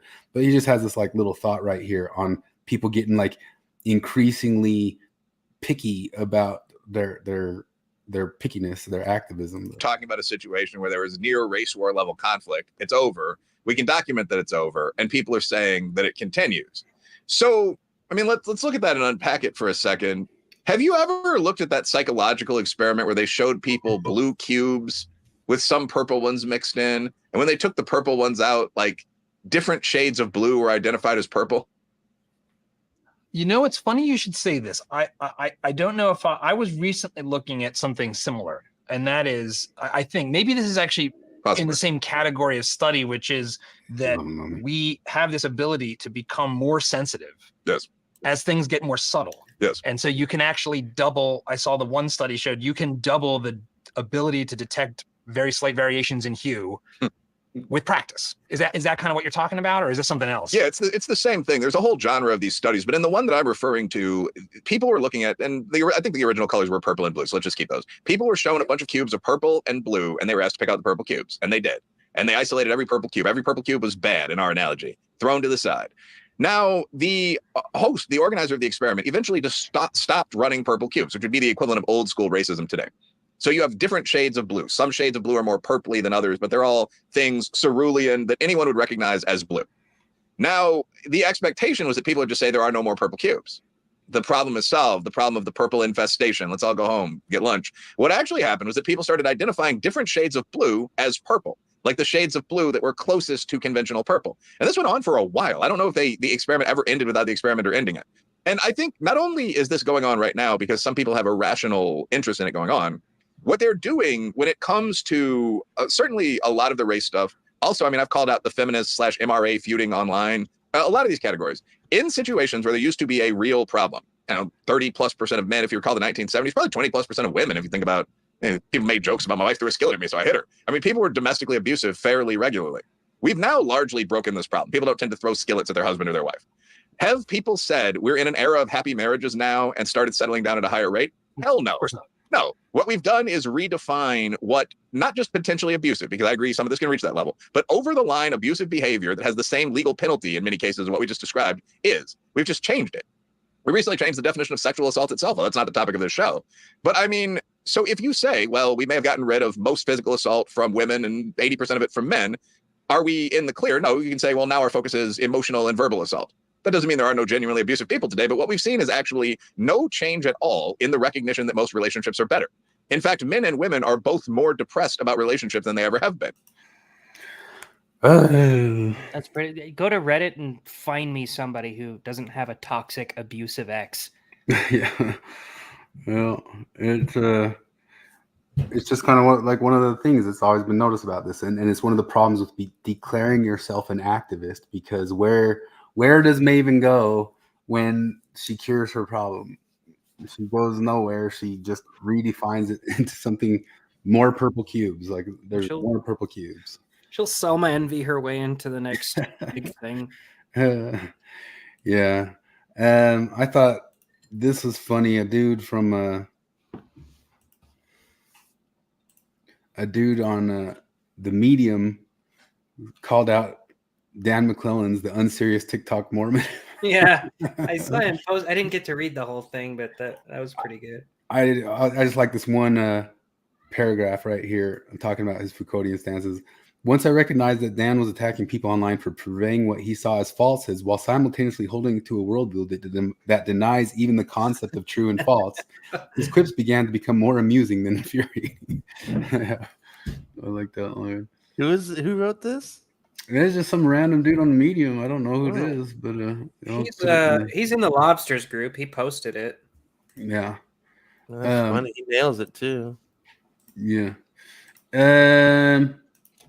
So in the middle of the week, we had Troy and Forrest come out dunking on Peterson, but luckily, to their chagrin, they didn't. They had an unlikely hero come in and save Peterson from the depths, from the Leviathan, and that person was Bill Rill. Where'd it go? Yeah, but dang it, man. Oh, I like this one. Share screen.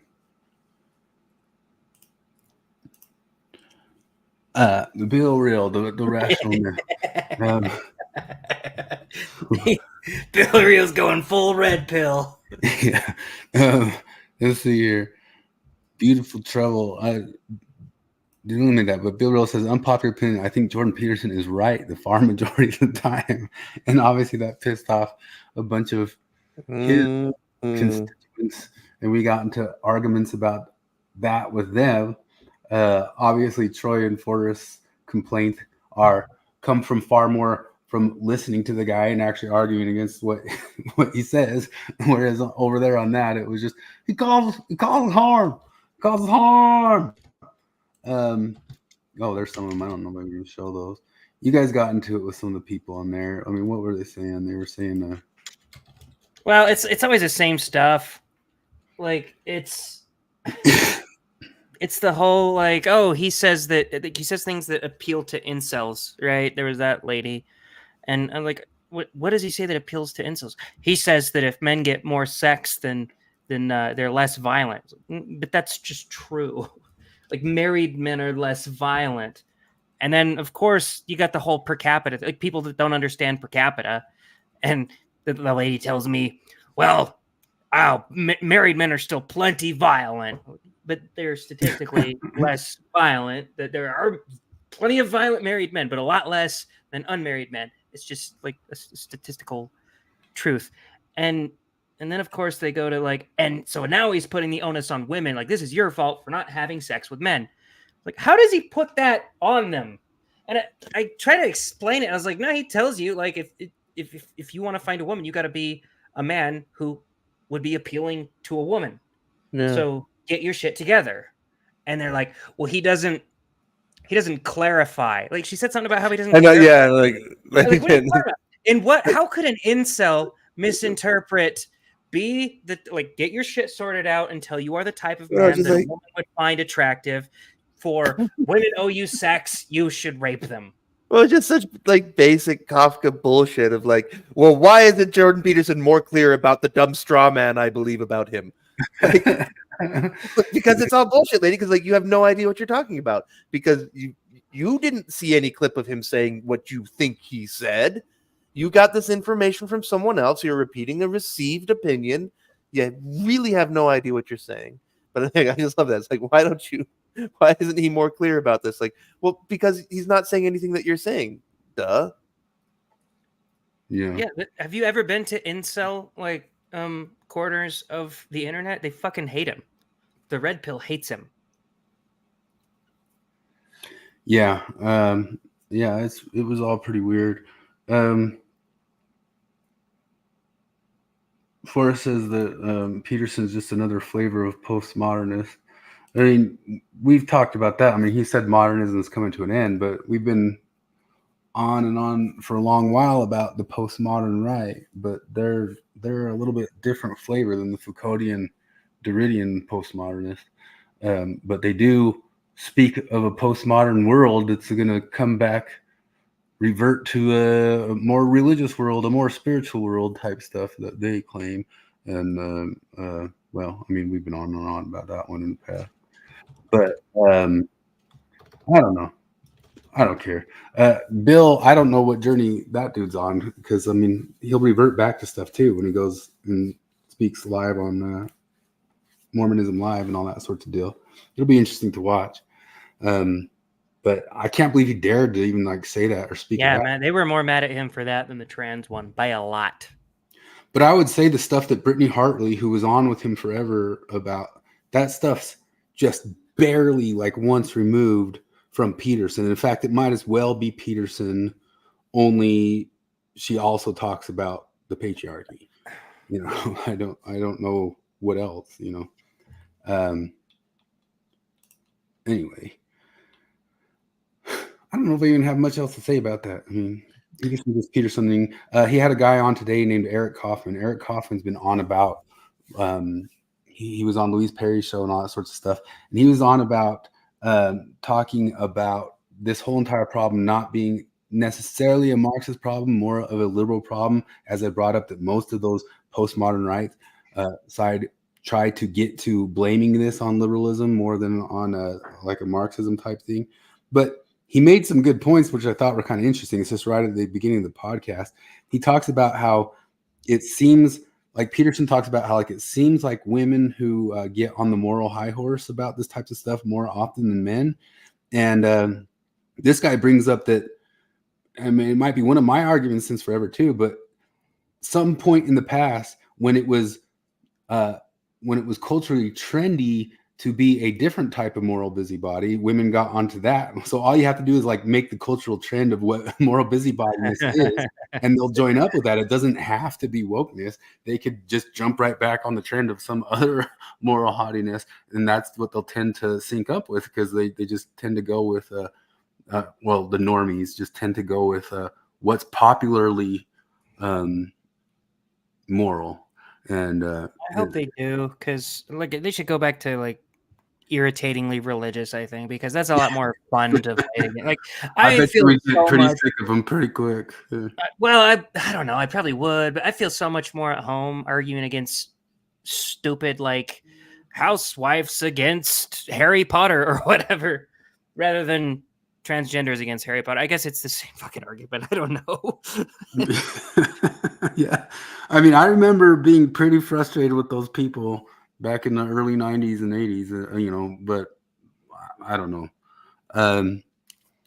But it just kind of goes in line with that thing of like that, you know, Peterson brings up that they're more the thing that the more got canceled for, that they're more neurotic and they're more prone to negative emotion. They're more prone to social negative emotion. So on average, women will be less what's the word that he uses for guys who are go against stuff? They guys buck the system more often and women conform more often. There's a term for it in the Big Five.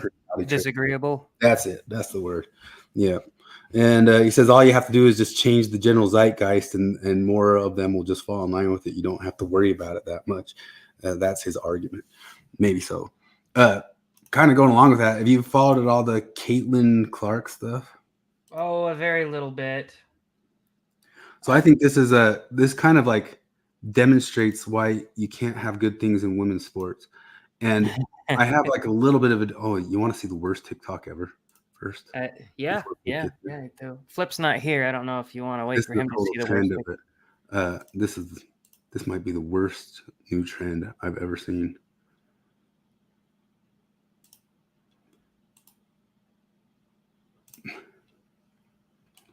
Women dancing to voicemails of their exes. Right the fuck now, Jennifer. I'm not some fucking just dude. You don't block me. You don't not answer my calls.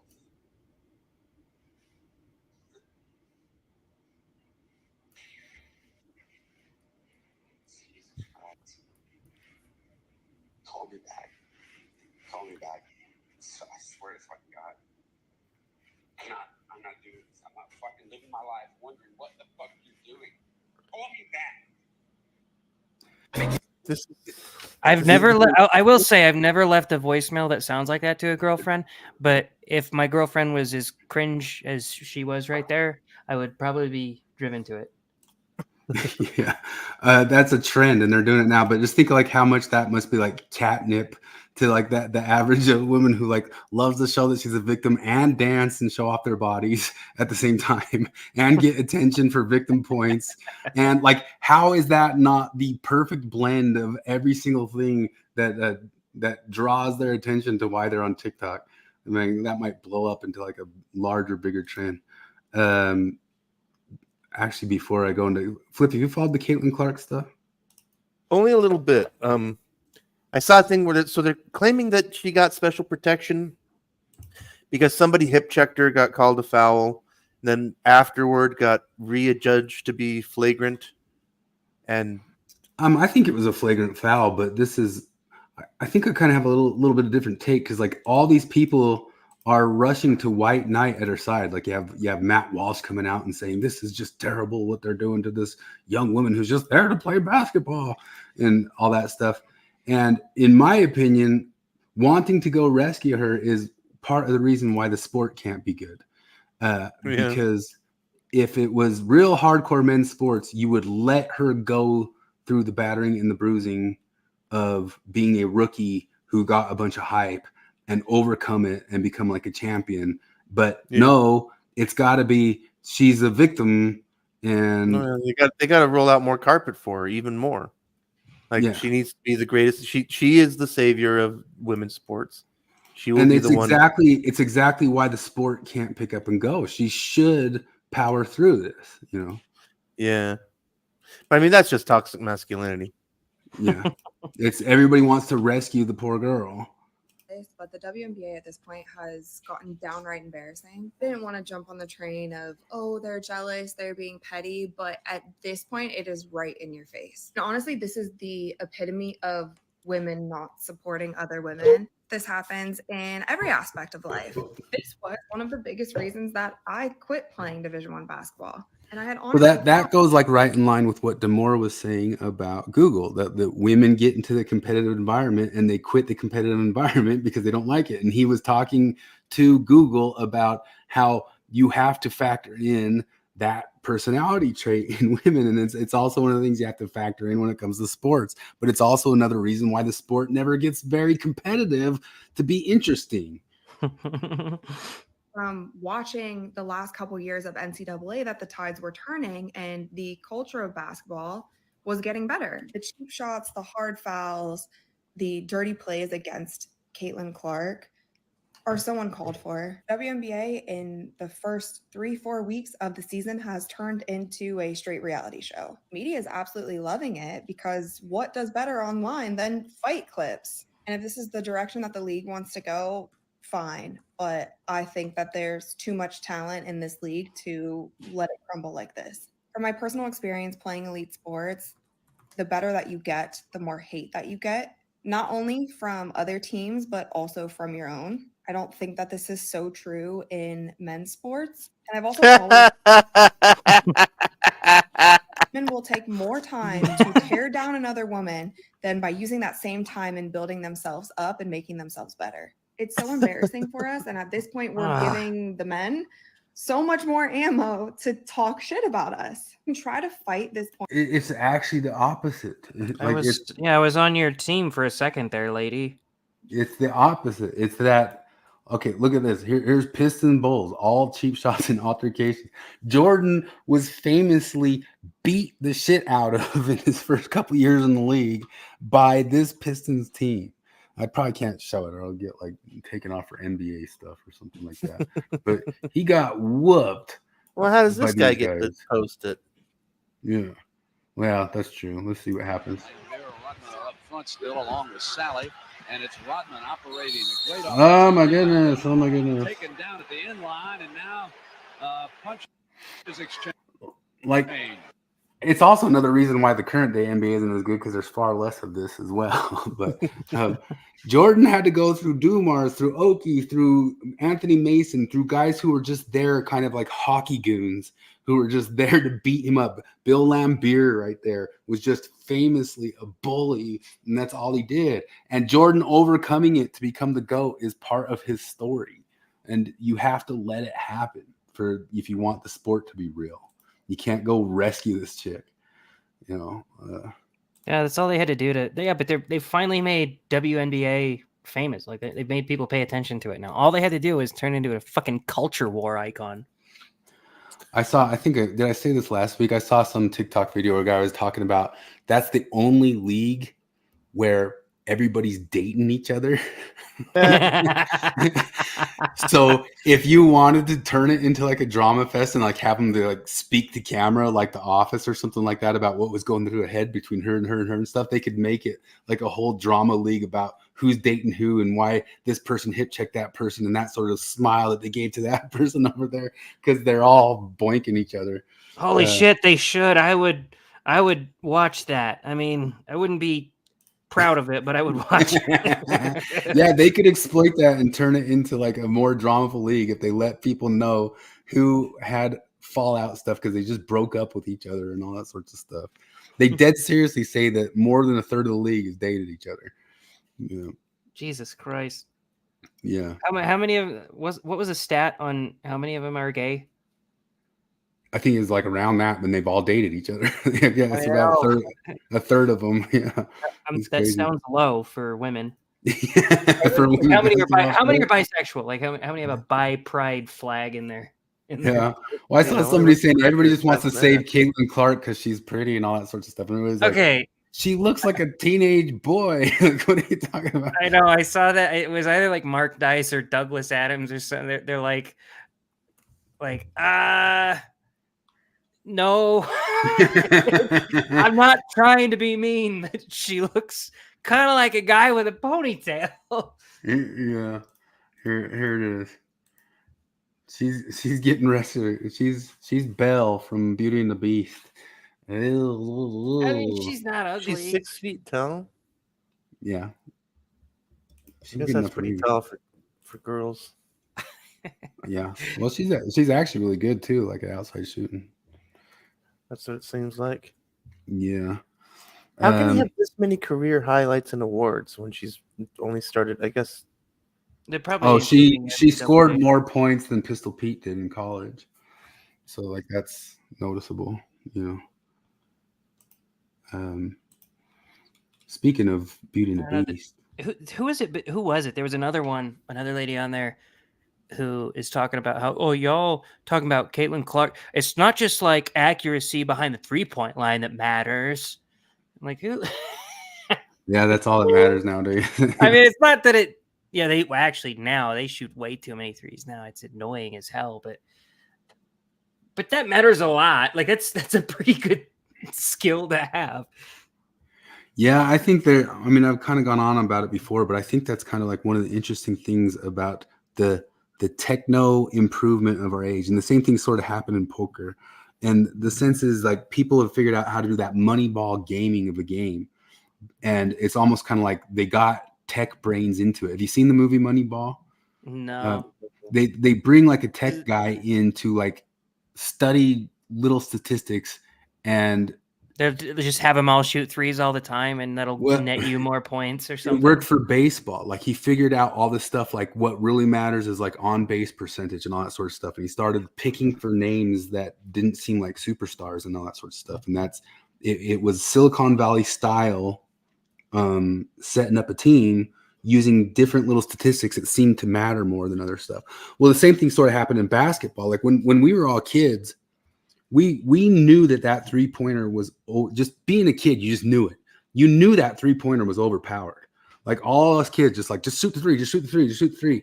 But then you'd always get these like high school coaches that say, you got to fight for that high percentage shot and get in there and do this, like, work in and run a play and push something in and do some sort of in the paint maneuver and take a high percentage close shot. None of this just jacking up threes. Well, they found out from tech Moneyball people that no, the three's way overpowered, and these guys just jacking up goofy threes wins games better. But this is, I think there's kind of a point in all that of like, Peterson always talks about like you want the iteration of the game to continue, not just to beat and destroy the game. And I was watching the NBA finals are going on right now. Last year I was watching the NBA finals. I was on a Stairmaster watching the finals, and they were just walking up the court, jacking up threes back and forth. And they have the blessing of the Silicon Valley types to do that now. And all the coaches are saying, yeah, we've gamed this out. You just shoot the dang threes.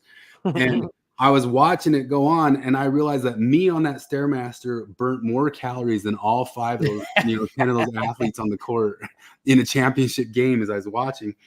But I was thinking about it, and I was like, you guys beat the game and in the process ruined the game.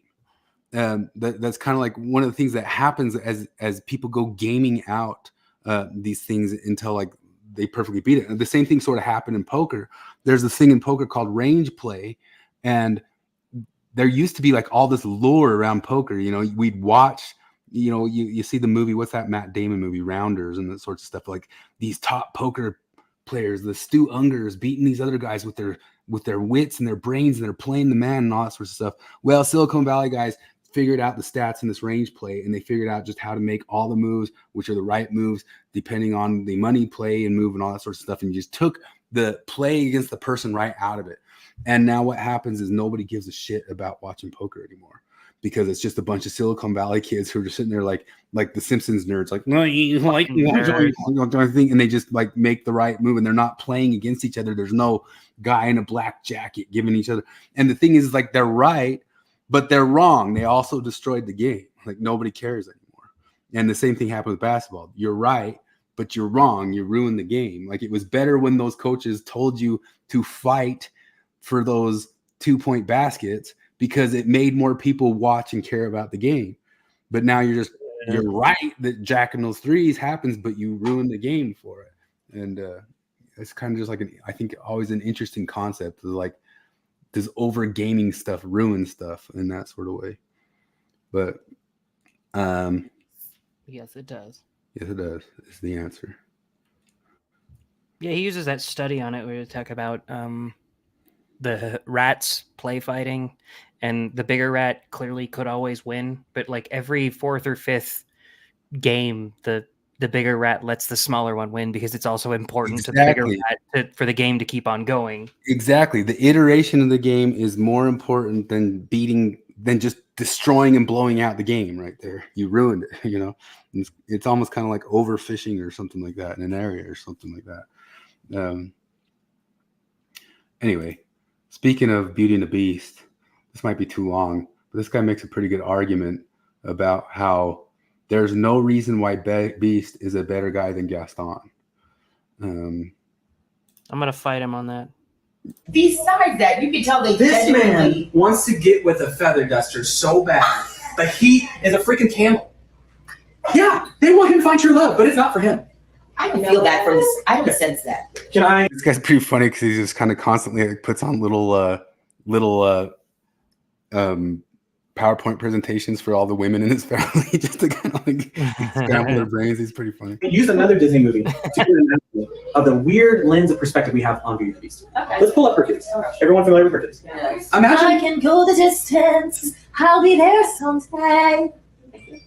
Is she Mormon? That's every Mormon woman would do that. Sounds like Hercules is viewed through the lens of Beauty and the Beast. If Hercules was given the same viewpoint, the villain Hercules protects the community by fighting beasts and finds out that an evil being has kidnapped the princess. Then the hero, Hades, ensnares the princess and forces her to be part of his team of subjects. Then, in the end, Hades convinces Meg that he's not that bad, and they live happily ever after. That is the narrative we get from you.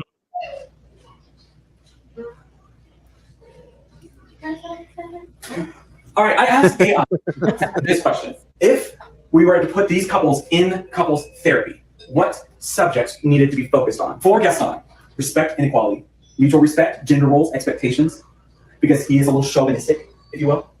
Communication skills, effective communication and assertiveness, because he can be overwhelming to Belle, and she needs to be able to speak up and speak her mind, which goes into empathy and emotional intelligence. Developing empathy and emotional expression on behalf of Gaston. Power dynamics and control. Addressing control issues, empowering Belle to kind of level the playing field.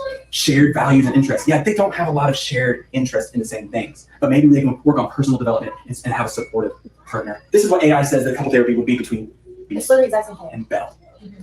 Trust and safety, because he's a monster, right? Communication skills, he doesn't know how to articulate, right? Handling conflict resolution, understanding trigger. This man has some triggers, okay? Mm-hmm. Empathy and understanding, power dynamics and control. Maybe don't lock up your girlfriend. Past trauma and healing. Any conclusion? Do I think that Gaston's a great guy? No, I don't. He's selfish. He's vain. He's manipulative. But he didn't lock someone in prison. He didn't terrorize. He didn't cause all this grief among all these people.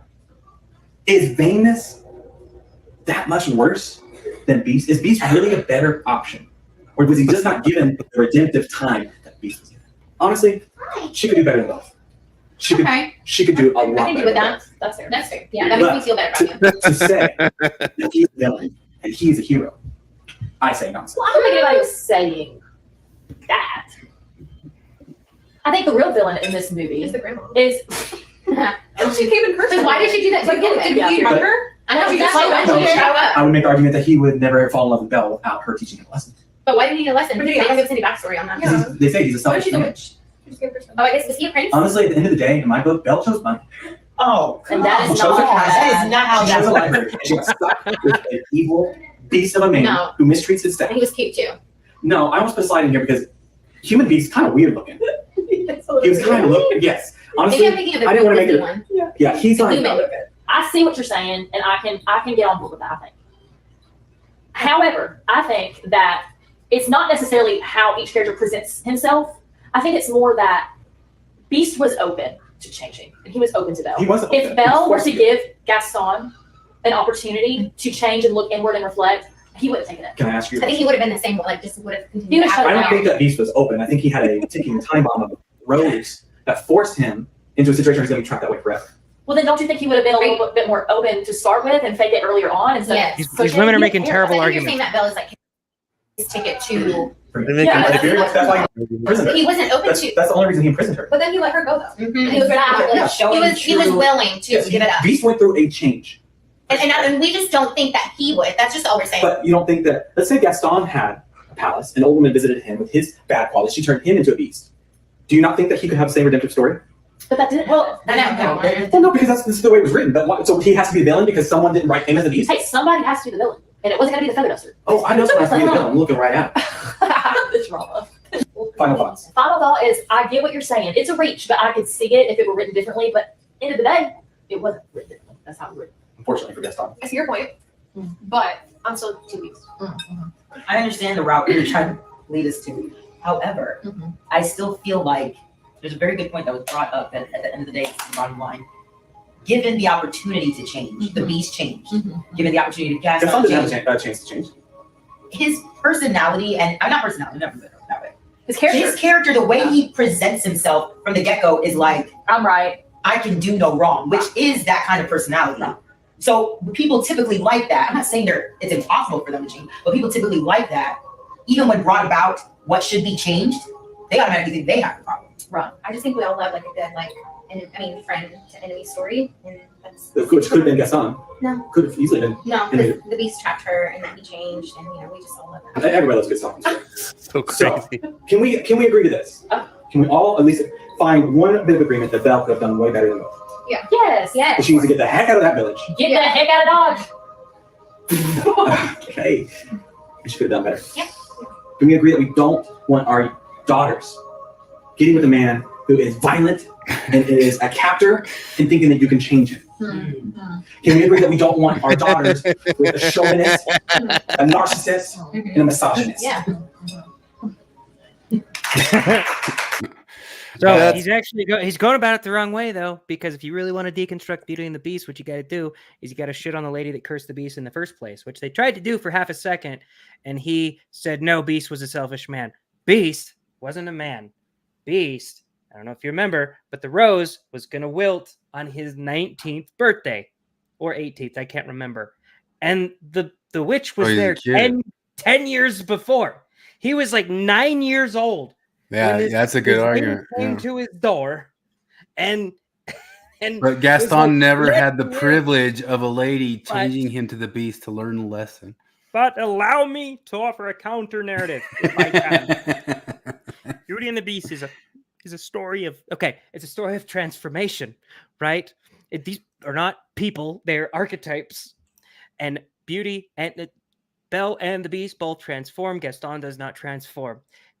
There's a common Disney trope or theme or whatever where the male lead and the female lead both sacrifice for each other. It happens in Hercules, as he brought up Hercules. It also happens in Little Mermaid, and it happens in Beauty and the Beast, where at one point Belle is about to escape. She's running away, but then she gets attacked by a bunch of wolves.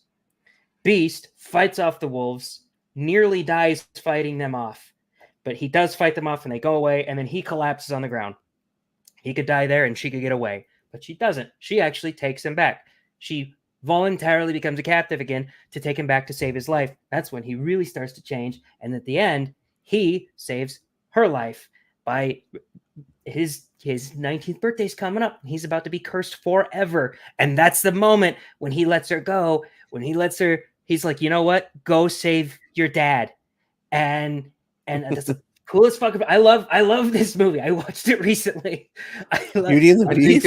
I think they made a better argument than women. I don't think did. I've seen this since the 90s. No, I know. I watched it recently, and I watched Hercules recently. They both made sacrifices for each other. It was amazing. As Beast chose to succumb to the curse rather than hold her there against her will. That was his transformative moment. And then she came back and it all worked out. These ladies made terrible arguments, but I think it's because they had you made a way these- better argument. But the argument, some of the arguments on that guy's side is it is true. Gaston was a war hero, number one. He was never given the same chance to change. But you're also right that he's also a fully grown man. And maybe when Beast was a monster, he was just a little kid. I mean, how long was he like that in the palace? Like 10 years? Yeah, 10 years. So he was 9 when it happened. But at Yeah, any so rate, being a monster at 9 is a little bit more... they're all archetypes, and in archetypal stories, you are every archetype at one point or another in your life. You are the Gaston, you are the Beast, you are the Beauty, and you want to strive to be the hero of everything, but you have to recognize the bad archetype in yourself. Those women made terrible arguments. There's I think you beat it. Change him. You needed to be there to save Beast. You needed to rescue Beast from the belly of the whale, from the belly of the critical theorists. Do you want to see a terrible Touched by an Angel episode? All of it? Yeah. No. Let's see. It's 4 minutes of it. That's how we'll finish off. Just watch it entire. Here's Touched by an Angel. Good stuff. What are we, Hassan now? Yeah. Just episode by an angel where to understand racism, they make her black. If you're unfamiliar, it's a show from the 90s where God puts an angel on earth in the form of a woman named Monica, and she helps people make good decisions. Like she helps pregnant teens decide to keep the baby. And you need to know the grip this show had on America. Like this racism episode was in the 5th season and it had 20 million viewers live. This episode, Monica has been sent to this small town to see that a black man has been lynched on the same weekend that they're going to have Rosa Parks in town. Now, Monica, being an angel and everything, is like, something ain't right about this. So she tells the town leaders who all gather around the body and decide to hide it so that it doesn't ruin their Rosa Parks weekend. I could take the body down without anybody noticing. He lived out in the woods. He doesn't have any family. No one's gonna miss him, I'm afraid. Now, Monica is the only one out of the group that's like, actually, I feel like we should probably tell someone about this. So they put her in jail so that she doesn't talk about the murder and ruin Rosa Parks weekend. Then she their side of the story, but she's the one in jail and they put her there. So like, why is she interrogating? What kind of justice system is this? And she learns that the black woman who has organized Rosa Parks weekend is only hiding this murder so that she can meet Rosa Parks. I mean, Rosa Parks has been my hero ever since I was a little girl. And Monica's like, this is amazing. You don't get it yet, but I've never watched the the white show at Irish all. angel to show you what it really means to be black. So then God makes her black, and they literally put her in blackface in a wig. I can't believe they didn't even dare to do that back then. I can't believe this hasn't come up until now. Just also unnecessary. They were like, no, get the darkest shade of euphoria and put on that 4C wig, babe. And we cannot ignore the uncanny resemblance to Rachel Dolezal. I know, that's what I was thinking. Like, this might have been the blueprint. Like, Rachel saw this episode as a 11-year-old white girl in Montana and was like, that's it, that's my thing. So now Monica is really learning a few things about being black, which I am so sorry for laughing. It's just such clownery. She learns that people treat you differently. And she also learns another thing. Something else had changed too. I felt thirsty. Also thirstier? Just a classic black thirst. It was at this point where I was like, who actually wrote this episode? And it's her, Martha, the perfect person to tell 20 million people about the black experience. And this was the director. So it all makes sense. Actually, I think you might have found your suspect for the hate crime right there. So then the racists who killed the first guy see her and they're like, gotta get another one. So she's running for her life, trying not to get lynched while also trying to get that Emmy nomination. And she falls on a rock.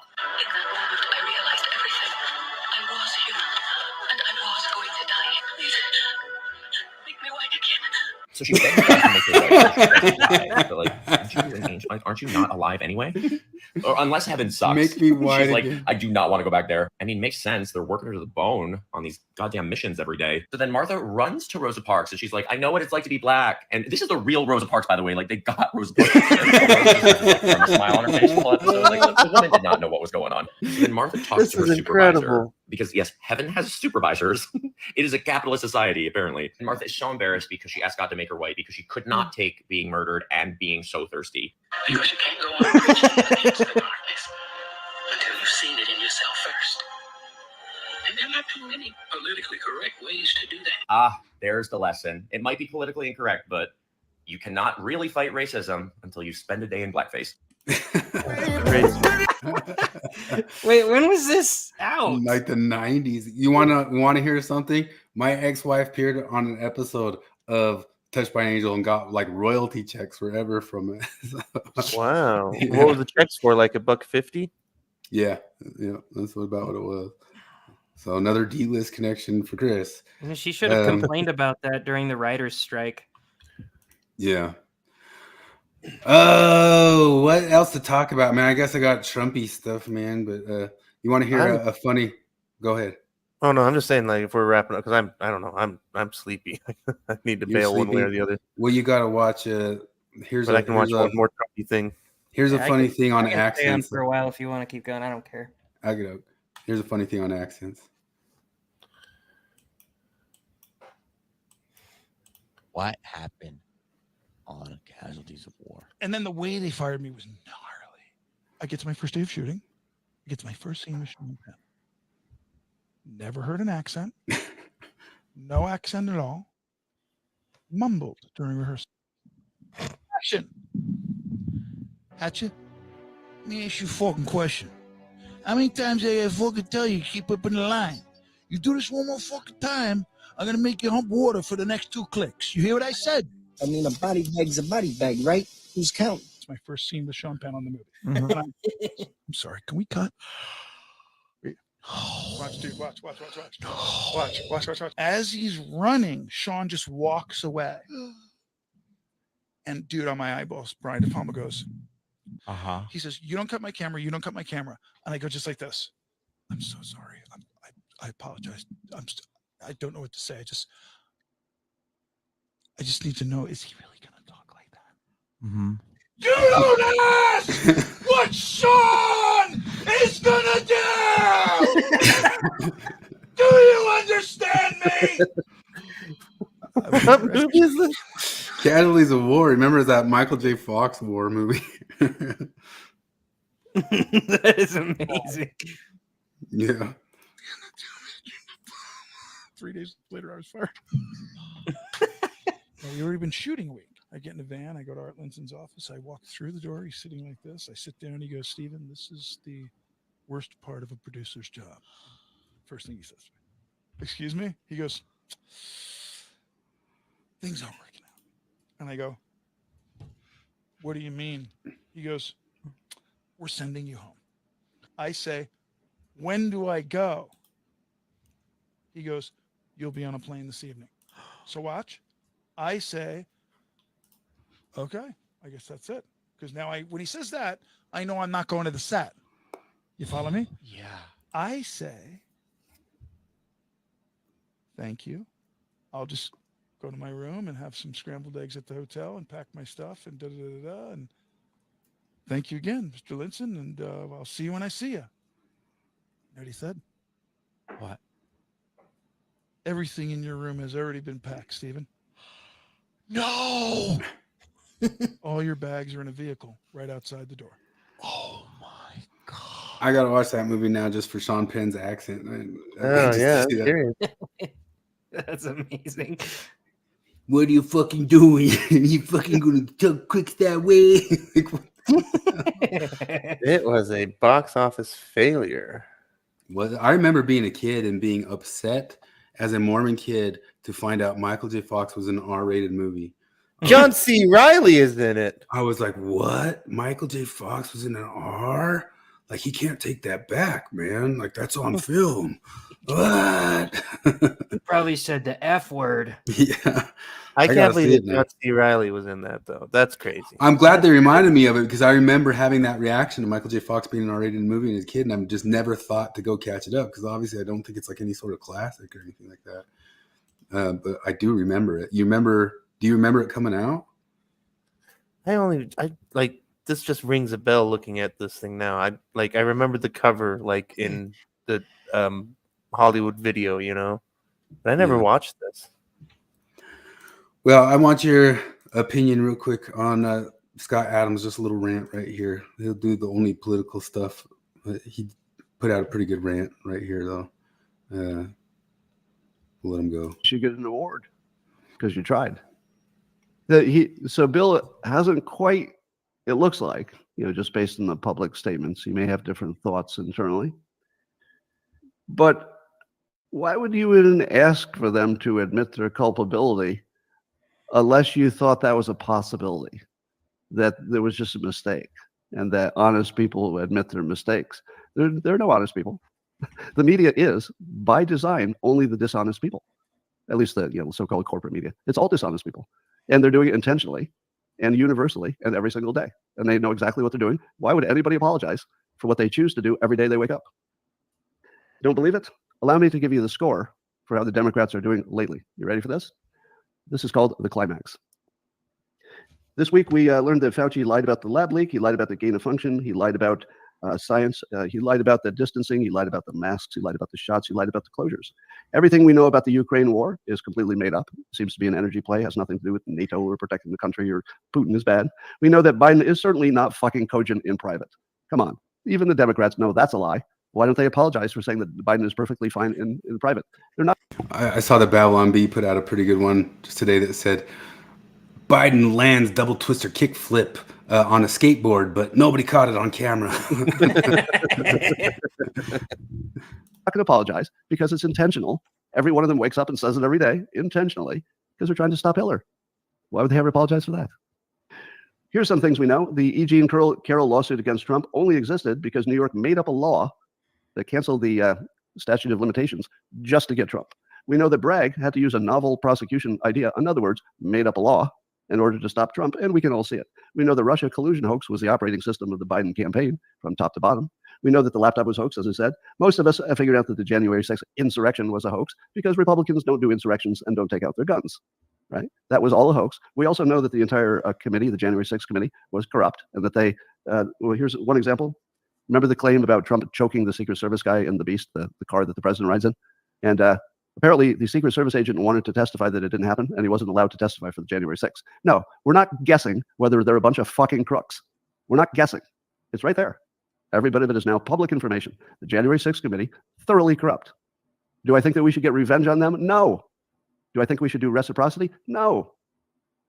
I just think nobody's above the law. So I take that into account.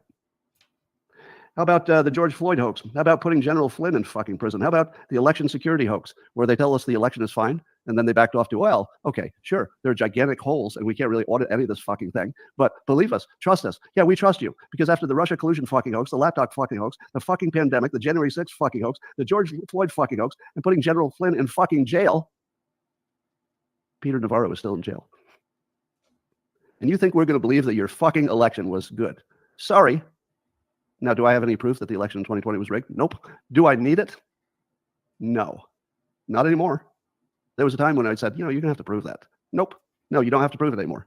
Every fucking part of the Democrat machine is a hoax. Do you believe that the election, the most important thing, is the one thing they're going to play straight? There isn't a fucking chance. There's no chance that it was straight. None. Not in the real world. Not in the real fucking world. In the real fucking world, there are, 30 to 50 fucking hoaxes that your news tried to tell you was real, and the same fucking people running the election, and you think that they played that straight. No chance. No chance. They just arrested Bannon today, so we got another one. Yeah.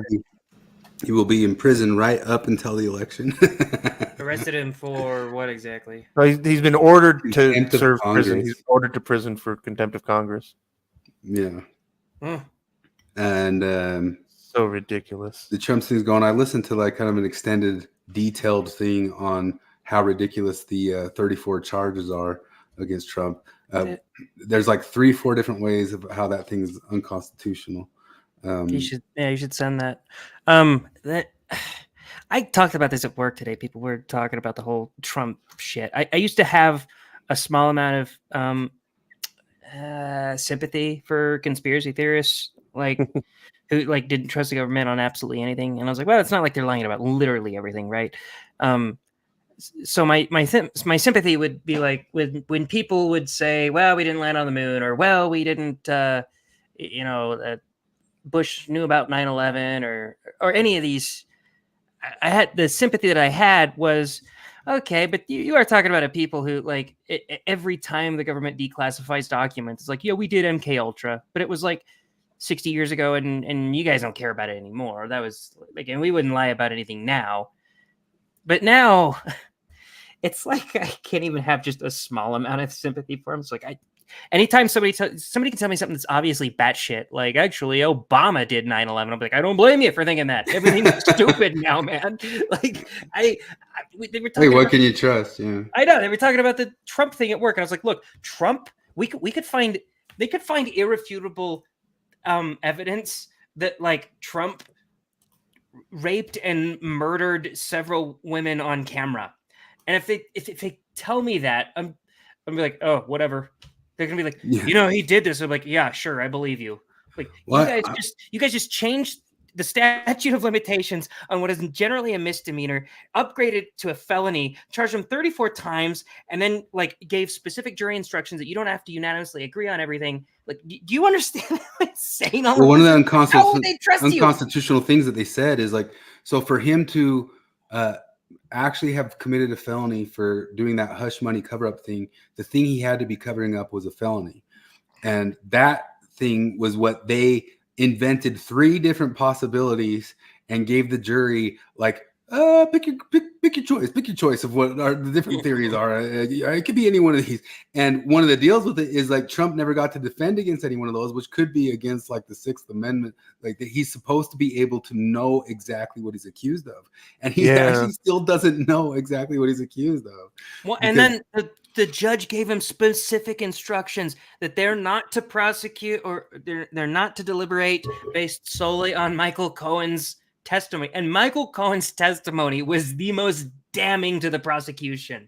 It was terrible for them. He stole money from Trump. He basically admitted that Trump didn't know what he was doing. Yeah. I like this. Yeah. What's this? A 4chan thing? Hey guys, get this. If you separate your garbage into plastic, paper, and glass, if you stop driving your car and use public transport instead, if you stop eating meat, if you pay your government more taxes, actually, this one's really, really important. Your government, get this. Your government will reduce the temperature of the planet.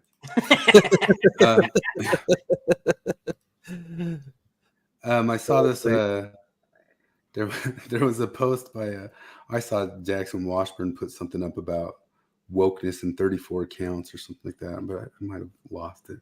No, it's one of the most recent things you shared in our group chat. I probably meant to send it to myself and thought it was so that Colin Wright one you sent was great. Oh yeah, jury denial flows directly downhill from election denial. Oh, yeah. And that's what they're saying. Like Biden's coming out and saying that like it's going against democracy to say anything bad about this trial. And in the meantime, just right in the other breath, he says that he's going to trounce the Supreme Court and just completely ignore them and forgive everybody's loans. So it's like, don't question the democracy. It's bad conspiracy theory if you do that. And then in the next breath, he does the same. Jury denial flows directly downhill from election denial. Wow, you can't even do 34 felonies anymore because of woke. Yeah, that's totally the argument, douche canoe. What a dope. Yeah. That world's out of control right now, man. Like I don't know how Humpty Dumpty gets put back together. I don't even know. So I've been talking to people. I'm like, you know what happens now is that next year I'm going to have to be arguing against Republicans and telling them, no, it's not a good idea to just weaponize the justice system against your political opponents. But the problem with that is that like, it's almost like if they don't do it, then the left is just gonna be like, okay, we can do this, and they will continue to not do it. Well, But also, there's a lot of stuff that, like, if Trump had done something illegal like that in office, like not even the hush money thing, that's stupid. Like he's immoral and shitty for fucking a porn star. I know he claims he didn't, but I don't know. He's a sleazebag. He could have done it. I can grant him that he did that and he wanted to cover that. And the problem is like we also released that like $17 million has been paid out to hush money just from Congress to sexual harassment cases. That was released by I think it was CNN that wrote about that just this week. That's funny. Yeah. Here's Aaron McIntyre. Joe Biden says to be America is to defend democracy. That's something Donald Trump will never understand. And he just gives like a large list of quotes of our founding fathers shitting on democracy, like exactly as he says it. Democracy is nothing more than mob rule, where some 51% of the people may take any way of the rights from the other 49%. Thomas Jefferson. Democracy is two wolves and a lamb voting on what to have for lunch. Liberty is a well-armed lamb contesting the vote. Benjamin Franklin. Democracy never lasts long. It soon wastes, exhausts, and murders itself. There was never a democracy yet that did not commit suicide. John Adams. And it just goes on and on. But now it's a conspiracy theory stuff. And we had Maven teach us all about blasphemy. Yeah. To save us. Here's Colin Wright. Remember, activists are using the existence of the white box below in order to argue that the blue and pink areas are meaningless social constructs with no basis in biological reality. Male 49.19%, female 50.719%, intersex 0.02%. It's as common as redheaded people, okay? He also has a graph somewhere that shows even those intersex people, those are separated into two different sexes. You can tell the anomaly of which sex that's anomaly on. Yeah, I know. Intersex includes things like an enlarged clitoris or a micro penis. Like it could be shit. And also, there's never been in recorded history. There's never been somebody who could produce both gametes. Nope. Yeah, I mean, if and one person came along who could impregnate themselves, maybe I'd be like, well, okay. So the one good thing that's coming out of this whole Joseph Smith polygamy debate thing is that I'm realizing how naive I was to think that that the argument never gets stupider, right? Like I feel like I had this idealistic view of humanity that the argument always gets just a little bit better, and it might ebb and flow a little bit, it might get a little bit dumber, and that this trans debate is a unique thing in the realm of stupid. That like, okay, we're backtracking on the whole, as Douglas Murray puts it, the first thing that we knew. Sex is obvious immediately because we're a sexually reproducing species.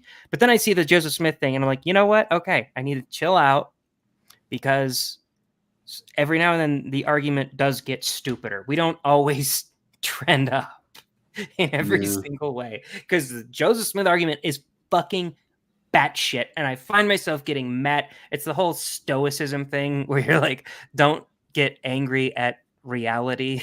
Just do what you need to do, right? And I get angry at reality when I'm like, this is retarded. I had that dude on Lobsters. He's a public figure. I can't remember his name, Daniel whatever, who's like Brett this. Stark? No, he's that sex therapist guy he told me I was weird. Oh yeah.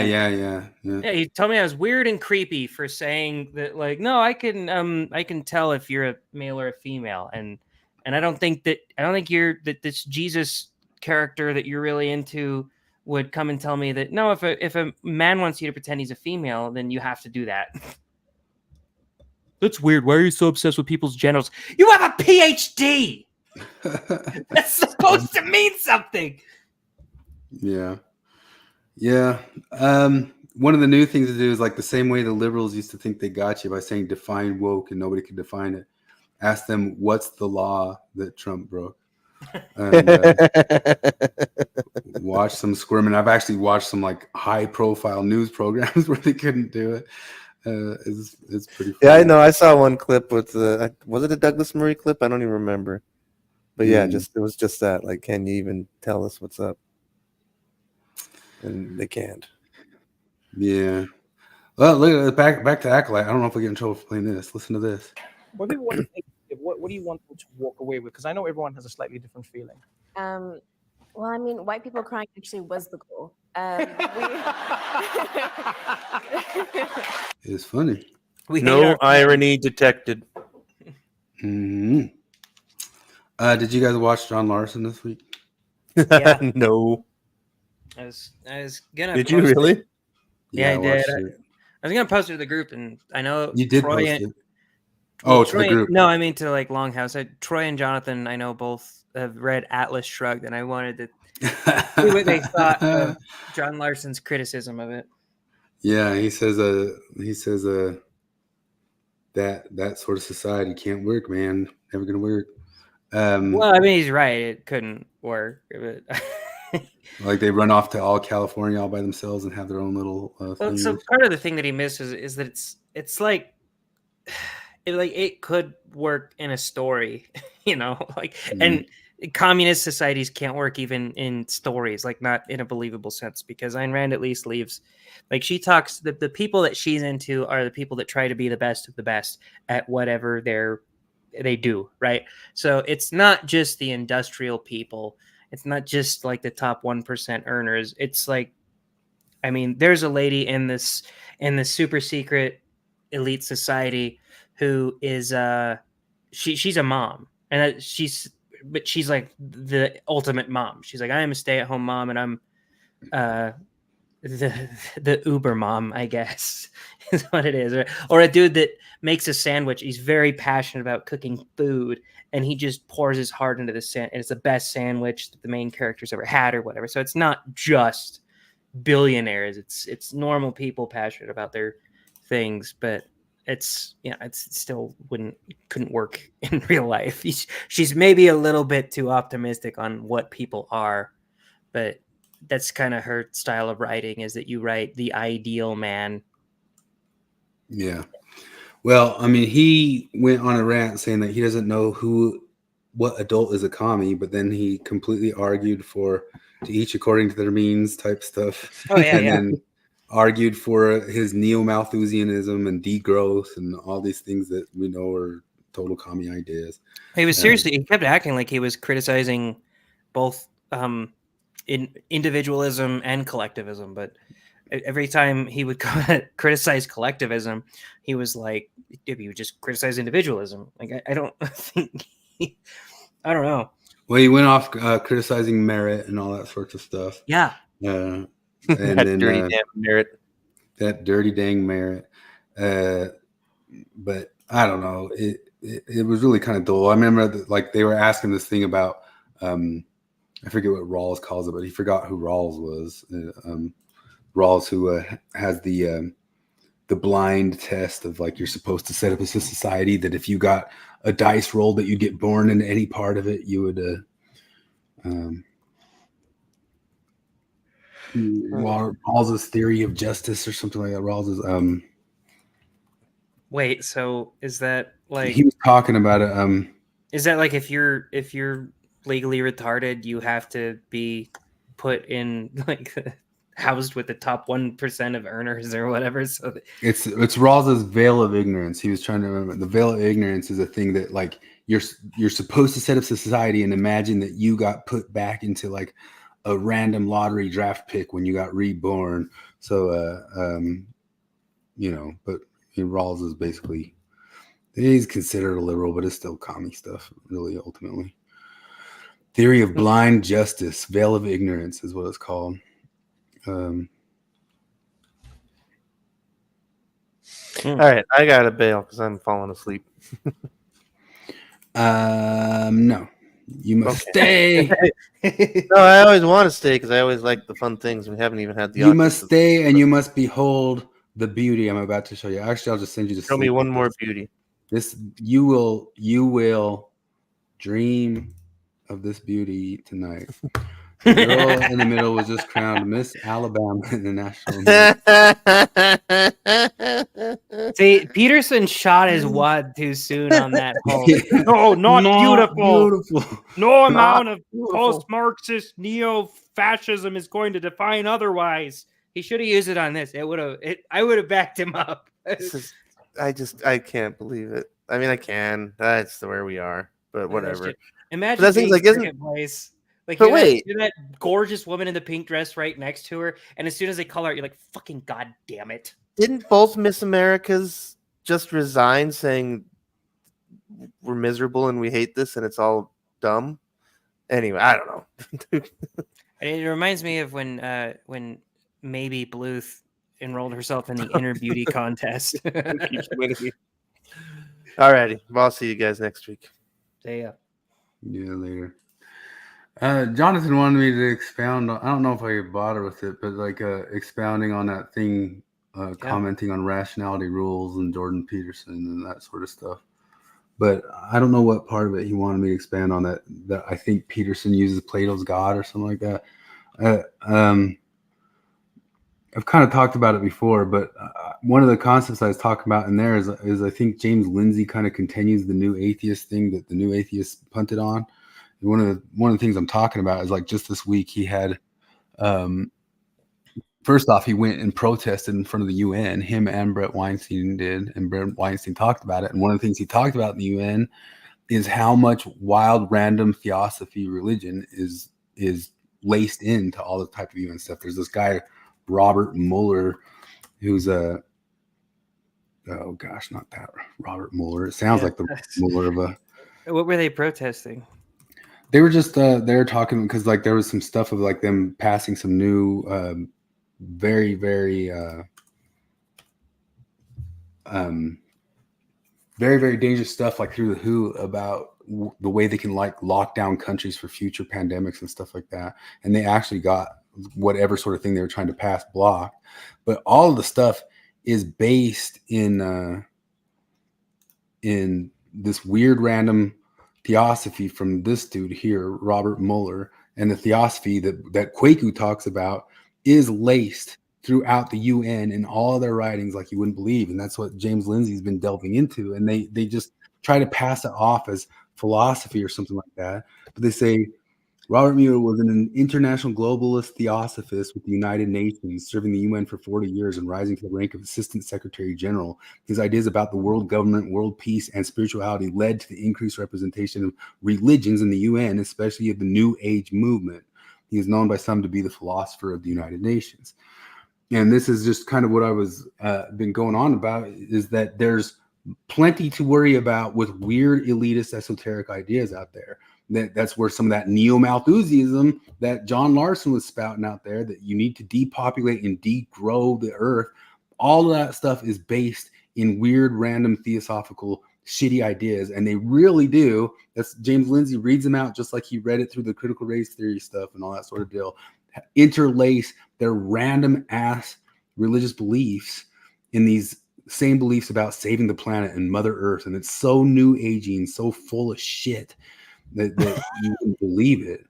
And okay, define Plato's God to me. Plato's God is I linked it in one of the things there. There's some people like describe it pretty well in the stuff, but you could say Plato does kind of go with kind of that Vervaekian philosophy of like values that get ranked on like it sounds just purely philosophical all the way through. Let me show you like a Neoplatonist pyramid. See, because I need to. So, well, Plato had. Come on, go bigger, you dumb thing. Why can't I get it to go bigger? And then it goes to this. So with Plato, it's I read The Republic because Vervaeke told me to, and I don't know. All I could, maybe this is just my fucking millennial brain or whatever, because all I could do is focus on like how insane he sounded in his authoritarianism. Well, you heard about him talk about the stuff about like humans used to be like attached to the hip and they broke and split and had all this stuff. Like there's stuff. Plato gets magical. Like it's not just philosophy. And this is kind of like one of the things that like you point out with it is that he always has this pyramid of this growing stuff. And he has this idea of like the sense of the world and the world soul. And then there's this thing called the nous. And within that, you hear about people talk about the forms. So like for Plato, the forms and all that type of stuff is for Plato, there is the concept of the yellow, and the truest yellow is out there almost kind of like another form, almost like a god floating in what Nietzsche would call the Unterwelt. Like it's an underworld. It's like a second world that's behind stuff. Like Nietzsche was ripping on it. He calls it the good, right? That's And if you can say it's like philosophical, like all the way up to a point like your highest value or something like that. But when it goes all the way up to the forms of the perfect thing or the one or the ultimate thing of the universe, it jumps to something metaphysical. It jumps to a God that's out there. And he did believe it was an entity or person or some sort of thing like that. But in these religions, they all draw off of this Neoplatonism and everything that came after, like the Stoics were Neoplatonists. This guy named Plotinus, who wrote far after him, Augustine was, and then later Aquinas. What's his name? The guy right after Plato, Aristotle. Aristotle. Yeah. People lump Aristotle into Neoplatonism, like Aristotle, because like that weirds people out. So is Aristotle a lot more materialist? Yeah, he's a lot more materialist, but he still did have like a god at the, like I always say, at the bottom and at the top. At the bottom of the pyramid, there's a god sort of thing that started it, and at the top there's a one that started it, and they might be like the same thing, right? It's like everything in between you could say is like totally philosophical and just talking about ideals and how you interact and act in the world and all that sorts of stuff. But one of the huge things why I say Plato would say to you the same stuff Peterson says to you. Plato would 100% tell you that how you orient, how you talk, how you act, what is salient to you, what you notice, that's all part of a religio, like a religious set and being that you are just born into, and whether you know it or not, you're in it. He would say that to you, and that's what Peterson says to people and tells people to them. And I think people can run with that or not run with that. I think you can dismiss these ideas as much as you can dismiss any religion, or say, maybe there's something in there for it. But what happens with Neoplatonism is, since 2,800 years ago, these ideas of Neoplatonism became what they called a religion within a religion. Like, they started any sort of different trad religion that got started, a version of philosophical Neoplatonism worked itself into it. Like Rosicrucianism worked into like Catholicism. The Sikhs are Neoplatonists entirely. The Tawhid, the one of the Muslims, was because all of this stuff got worked in to the Muslim ideals and all that sorts of stuff. The Kabbalah is entirely Neoplatonism stuff. But one of the reasons I say it's a big problem is, like, if you come across any sort of occultist, if you look up any sort of occultism or Satanism or any sort of Satanism or Hermeticism and stuff like that, will invert this stuff upside down. But if you come across any sort of galaxy brain elitist person, I guarantee you they have some sort of version of this belief system, and they think like transhumanism is 100% going along with life. And the reason I say it's all Neoplatonism is every single one of them kind of lands on the same concept of the universe is all one, and it's all under this one God thing. And all the different religions are talking about this one single thing. So it's fine if you're of another religion or whatever. And if we're talking about basic bitch evangelists or basic bitch Mormons or basic bitch Catholics, they're actually doing what we're doing too. They just don't realize the extra, like Kwaku. Kwaku is doing this, He's doing this inside of Mormonism. He's preaching theosophy, and that Joseph Smith was a theosophist inside of Mormonism. And there's this stuff always attaches itself and forms itself inside of it. Umberto Eco was a guy like this.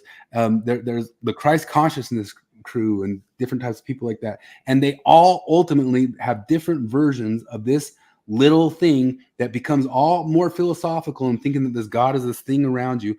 Aquinas used the same sorts of ideas to try to flesh out what the Trinity was, with all the way back in like whenever he was around and all that sorts of stuff. And so they use this to like kind of philosophically make sense of the trad religions, and then the trad religions are always kind of just more basic, just hard beliefs of metaphysical things that happened. Like there's I haven't watched the whole Pints with a Coin interview with Peterson. I want to finish it, but it's kind of have this. I'm realizing more my appreciation for Peterson's weird way of explaining God. Because I used to actually be really annoyed with him every time he'd definitely try to dodge the question in my mind or whatever.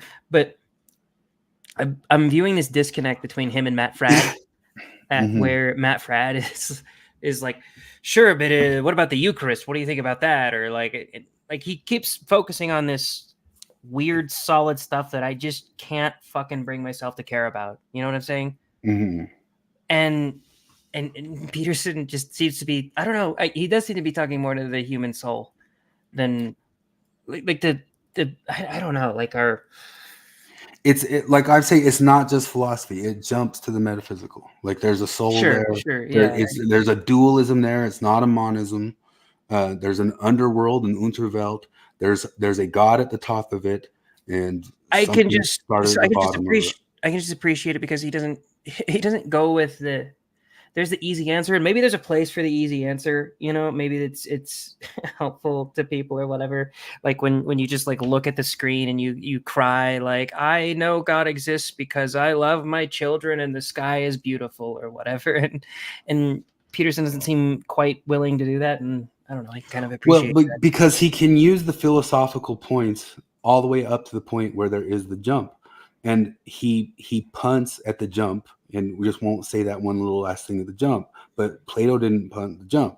Like Plato says, there's the God there, you know, and Peterson just kind of backs off of saying that. But one thing that Plato or any one of these religions within the religions would do is they would reformulate whatever your language of religion is into their understanding of what they see it is, because they think that you're ultimately talking about the same thing. You're just getting at it with different language. And that's what Peterson does when he goes and talks to people about their religion and their language and getting at it. And if Peterson as a Jungian thinks that the collective consciousness of many stories across many different people were just getting at the same thing.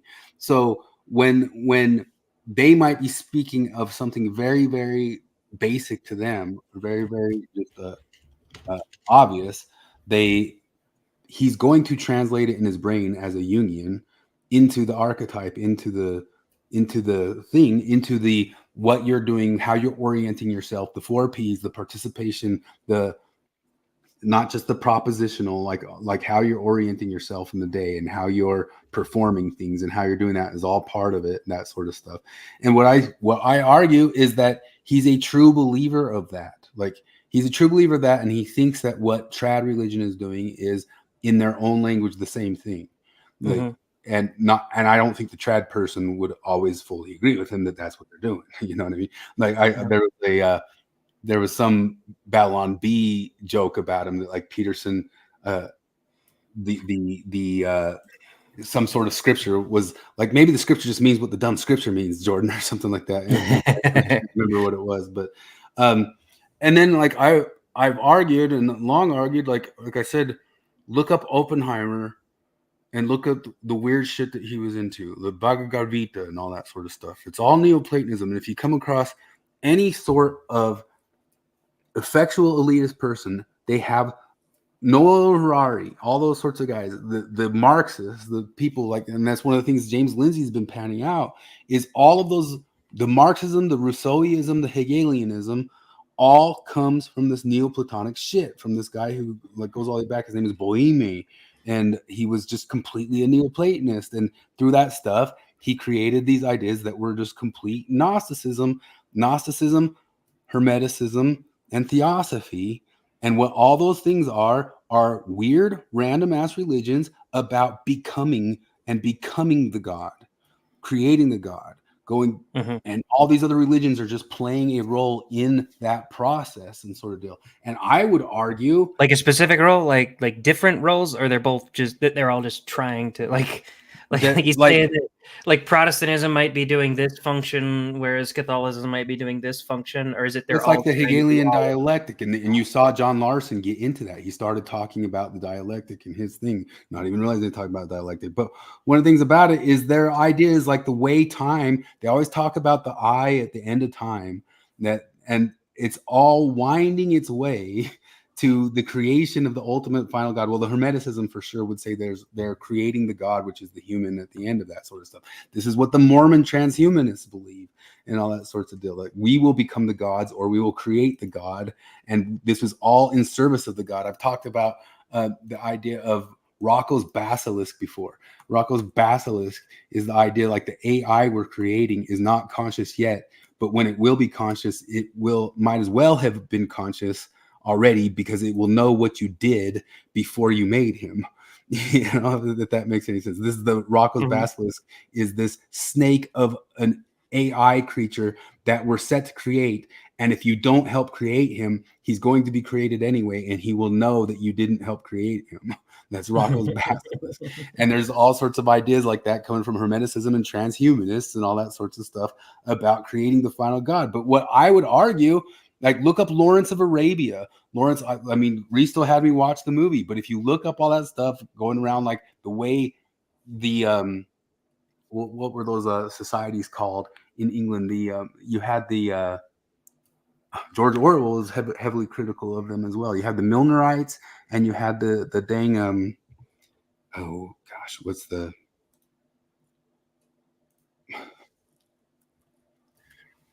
I can't believe I'm forgetting their names. It was one of the main socialist societies out of England. George Bernard Shaw was a part of them, and a lot of different famous English people. The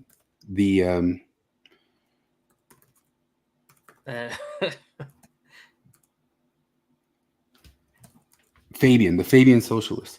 The Fabian Socialists were all these societies, and they were all theosophists too. And what I've talked about with all those sorts of stuff is Lawrence of Arabia and these Fabian theosophists did more to fuck around with and shape up the Middle East than trad religions did. Like our world wars and so much of the stuff. I mean, this is one of those arguments of those those elite philosophers, as I've talked about. There's this concept called Italian elite theory, and what those guys all say, you can just kind of generally sum it up, is that the beliefs of the elite are far more consequential than the beliefs of the folks. And so many more wars, especially in the new modern mechanistic era, the World War I, World War II, if you like dig down into them, and everybody's like known just from Indiana Jones and all that stuff, that even the Nazis and all that stuff were into weird ass little goofy Gnostic belief systems, not just like some Catholicism. They were weird ass Gnostics, and the Marxists are weird ass Gnostics, and these things do branch into religious claims about the end of time and the end of the universe and where humans are going and how we're going to become like a god at the end of it. And if you ask me, the holy wars of the past 100, 120 years have all been off of these Platonic religious one universe, all creating yourself stuff, far more than just the dumbass little trad religions. And the new atheists, I say, punted on it. Like James Lindsay's going at it. People are calling him crazy, but just like any sort of thing, call him crazy, but he's the person who's pulling up their writings of what they say. And this is another channel I brought up before, Everybody Shook. And this guy goes through the writings of like the different Rockefellers and the different Vanderbilts and the different everybody, the neo-Malthusians who wanted to depopulate our world, who wanted to cause wars to depopulate our world and all that sort of stuff from their own words. This whole entire channel right here called not that one.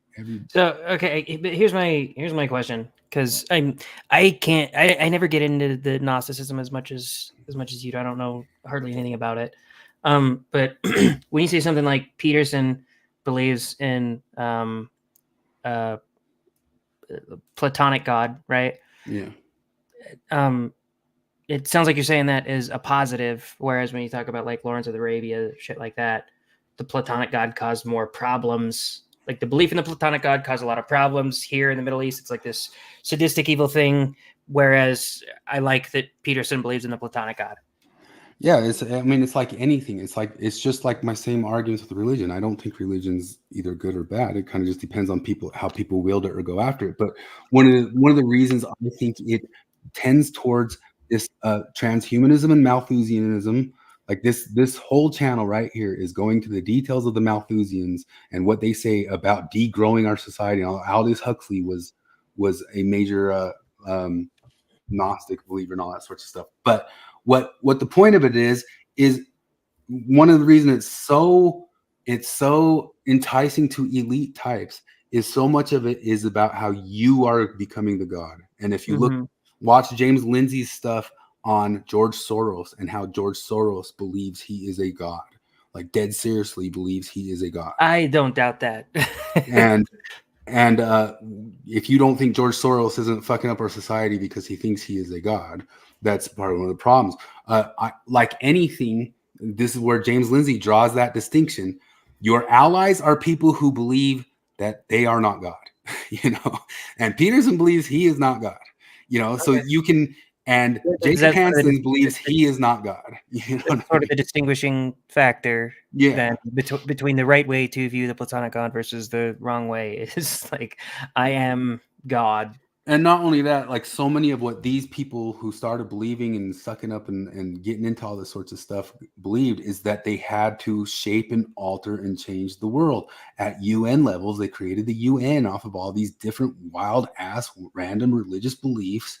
And so many different wars really were waged off of different people. Like Winston Churchill was a Gnostic. Like all these guys had whack ass weird beliefs.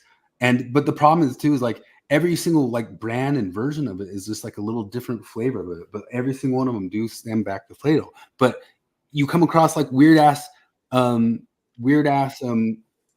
worshippers and Satan worshippers, and it all becomes the same too. It all stems back to the same sorts of ideas, which actually stem back to Egypt. Paul in the Bible, people think that the Saul version of Paul was a Gnostic and he got converted to trad religion. Like when they say what sort of thing was he walking around being when he was being a persecutor of all the different Christians? He was an Egyptian Gnostic.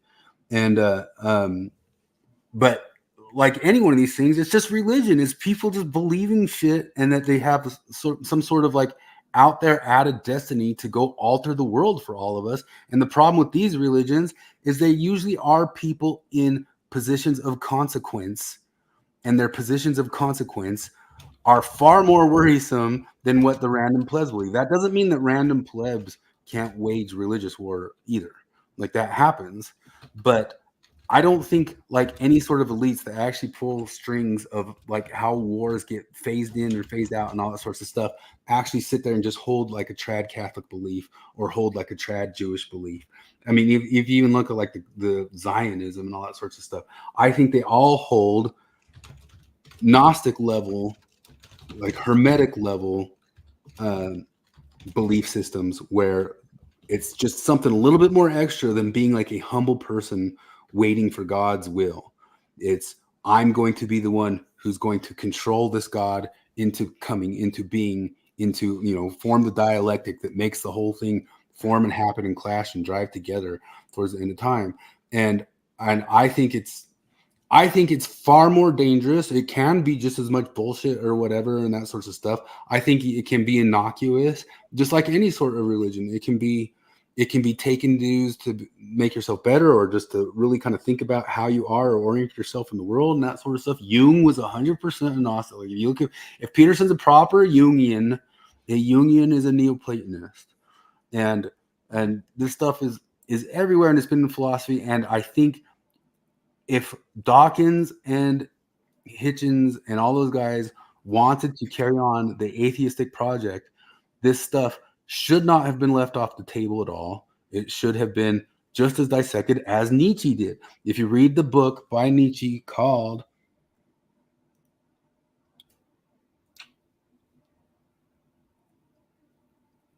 I need to get actual hard copies of Nietzsche. I've tried the audiobooks. The Twilight of the Idols, this is where Nietzsche goes into heavy detail about how Plato, he thinks Plato was the beginning of the end, which is so funny. Plato was the beginning of the end of 2,000 years ago or something like that. But he's talking about how all of these different philosophies are not just philosophies. They're full-on religions, and they get into the underbelly, and they have their own problems, and they create cobwebs of ideas and all those sorts of things. And people believe themselves to be more than what they really are, or justify, like they use these things to justify their terrible global level ideas, if that makes sense. But like anything, it can be wielded to that. You can really just say that's what it is. It's something that justifies your right to act as a god on this planet. Sure. But I guess I don't know. I guess usually when I hear you talk about it, or James Lindsay talk about it, you guys are painting it in kind of a negative light, something that tends toward shittiness. I guess it depends on towards these people. No, so it's shittiness in the hands of a shitty person, and just like religion, it's good in the hands of a good person, and it's shitty in the hand of a shitty person. Okay, but like I guess for a modern person, it's like I don't know. We'll argue all the time that like most people maybe shouldn't leave Mormonism because a lot of them seem a whole lot worse off leaving it, which would be sort of a claim that Mormonism tends toward good, right?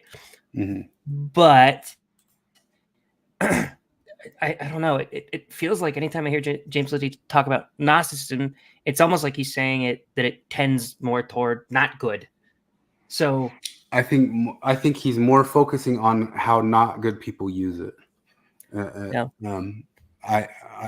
But it will always be like an enticing thing to entice you into believing that you're more important to change the patterns of all concepts. Like so much of like Judith Butler and all those different types of ideas, what I talk about is the way they believe that they can change concepts, and the changing of the concepts and the changing the words can actually change the world too, comes from this type of Gnosticism type deal.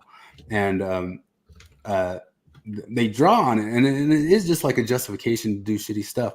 And I think it's exactly like how we view religion. It's exactly the same. It's no different. The philosophy and this are exactly the same. Like it's can be great in the hands of great people and shit in the hands of shitty people, and usually shit in the hands of people who want to go against the non-aggression principle with it. Like they want to use it to overly affect the world in sinister and shitty ways. And unfortunately, more often than not, the ones who really, really believe this stuff are people who actually do have levers of higher level control on stuff in the world. And I don't believe, because I mean, I believe kind of like as Peterson does, the way reality is actually laid out is that they'll always fail when they think they're that level of stuff. Like what I think history actually is, because like most conspiracy theorists think that all these conspiracies in the world are these tricky little things that people are actually pulling off. I think conspiracy theories and all these different things that people are doing are mostly failed attempts. Like they're mostly failed attempts to do something big and shitty, and we're just constantly dealing with the fallout of another different failed attempt that didn't quite go the way that they wanted to go. Like if you ask me, COVID was a failed attempt at a massive control movement that just did not work the way they wanted it to work.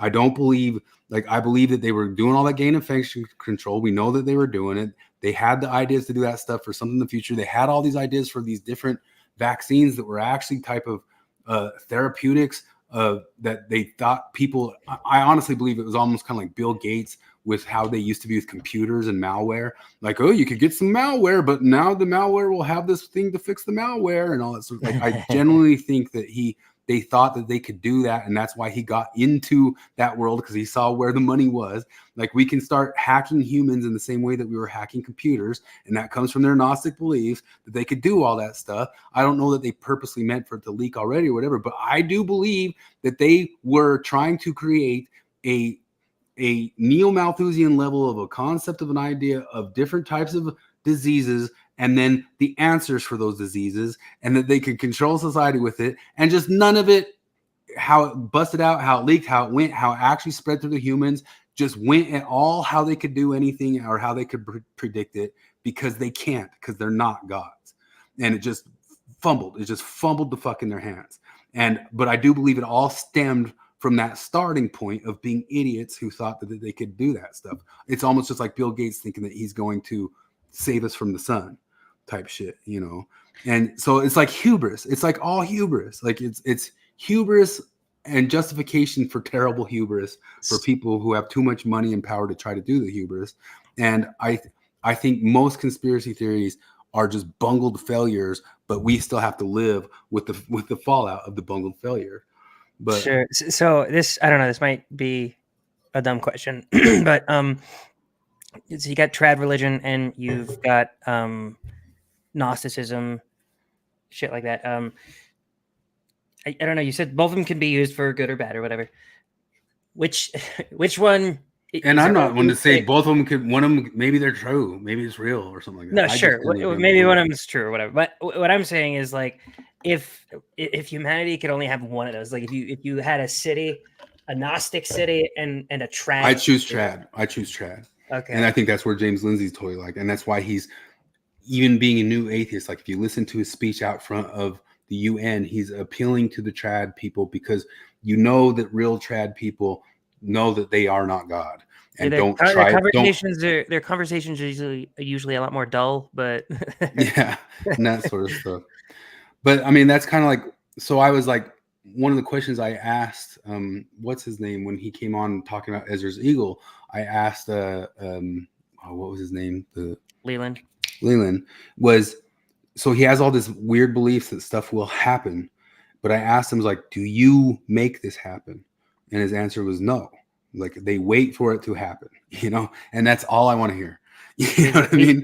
He's a non-God Gnostic. Yeah. They're waiting to see it happen. They believe it will happen. And okay, you know, I'm on board with your beliefs. You know what I mean? You don't feel you have to march out there and make it happen. And even if you did, maybe you wouldn't have the money to do it. But yeah, if you did or didn't, you're waiting for it to happen. Yeah, I never quite know how to take James Lindsay talking about the Gnosticism shit because, I mean, first off, I don't know a whole lot about it, but also a lot of the things he seems to hint at being more sinister, and then sometimes he doesn't explain exactly why they're more sinister. Like things like what's it called? It starts with a P. The god that's a bad guy. Like the demiurge or the that I don't know why I thought it started with a P. Yeah, demiurge. The demiurge. I guess maybe that's self-explanatory why a demiurge would be a bad thing because you're fighting against your creator or something. I don't know. Yeah, that's the demiurge is a concept that you are, and this is one of the, you can see it in the Quaker stuff. It's one of the ways you hear somebody talk about Gnosticism, but they talk about how like what you are, think Foucault, like what you are in right now is prison, and your body is even prison. And you can see how transhumanists, the age of consent is people, prison.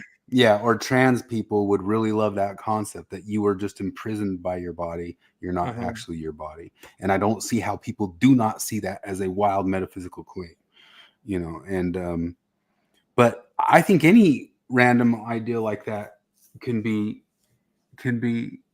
not automatically sinister, but you can see how that one would more often than not would lead to troublesome outcomes for people. Troy, you know? So Troy brought up a good Bertrand Russell quote: "The fundamental cause of the trouble in the modern world." Bertrand Russell was a Fabian. Yeah. Oh yeah. What was that? Yeah. The fundamental cause of the trouble in the modern world today is that the stupid are cocksure while the intelligent are full of doubt.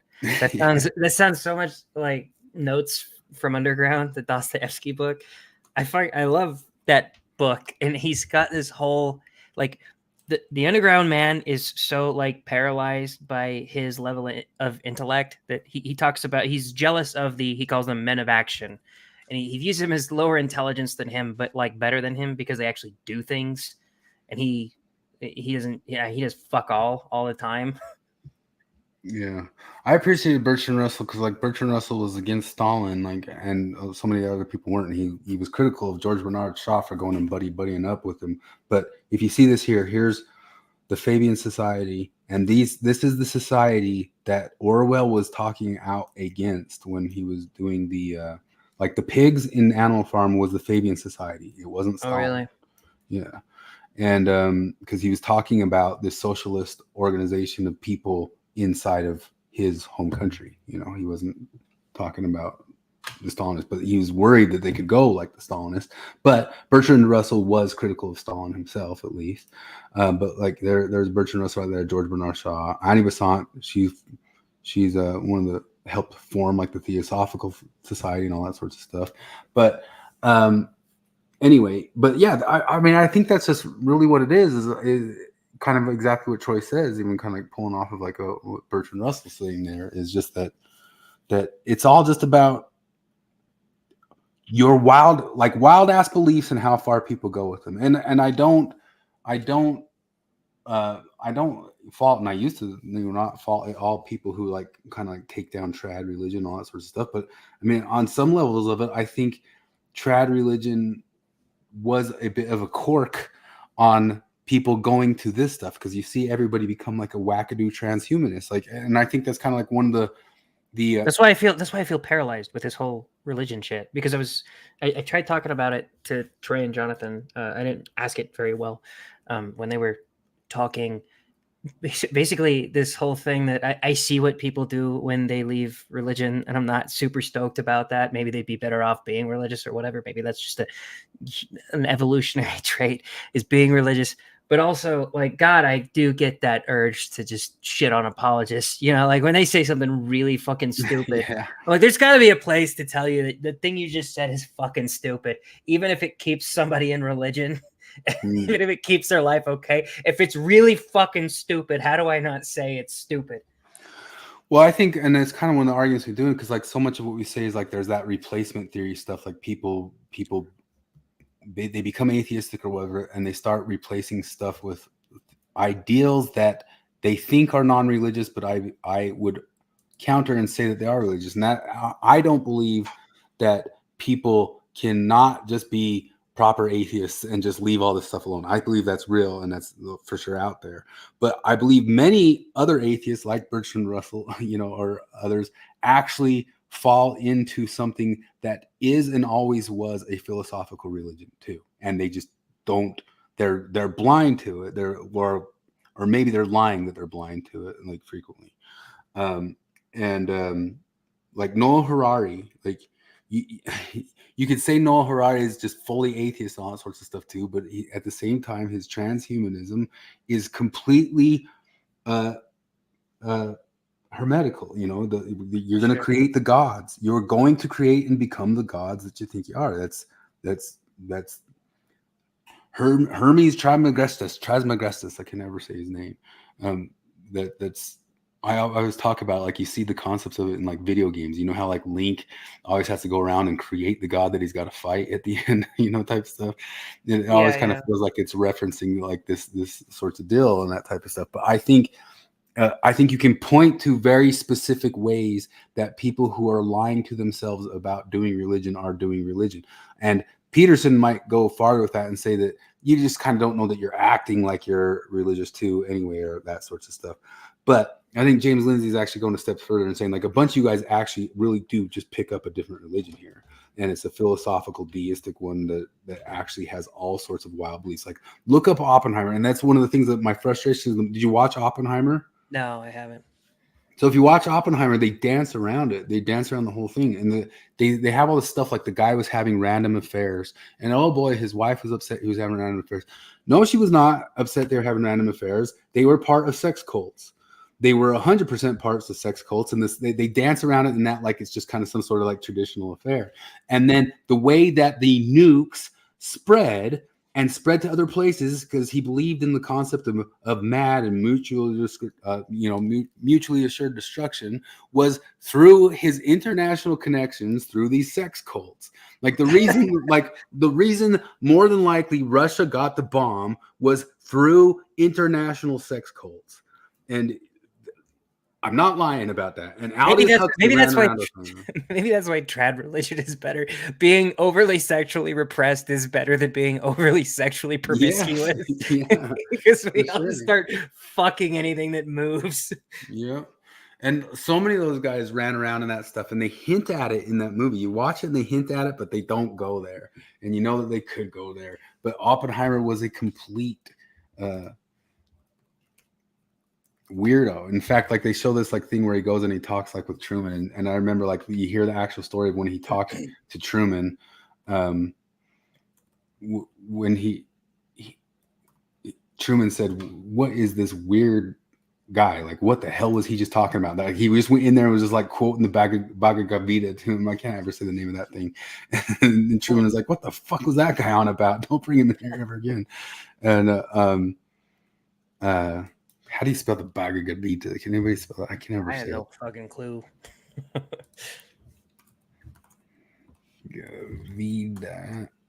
Bhagavad Gita.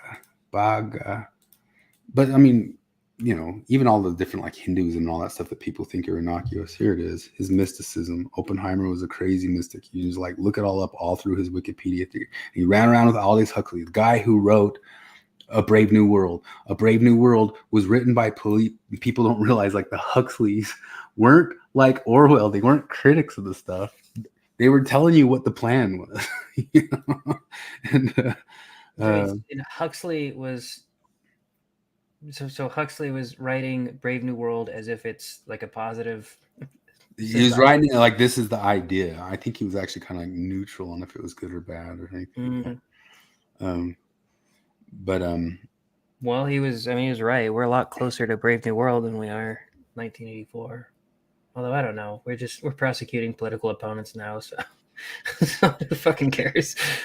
I mean, look at all his mysticism, and I guarantee you, like through his mysticism, is how different trade secret and world bombs and mega. Like we've been living in the Cold War, partially because of what these Gnostics created with bombs and spreading around to each other and all that sorts of stuff.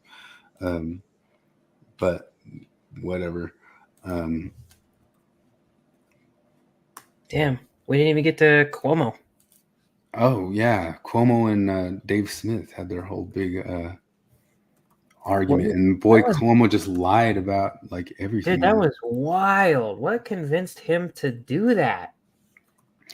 I don't know. I mean, part of me thought maybe he really is a true believer in his own bullshit, but I don't know. It sure seemed like he was just like perfectly prepared to. He might have had some false confidence from his interview with Tucker, because that was a pathetic showing on Tucker's part. Yeah.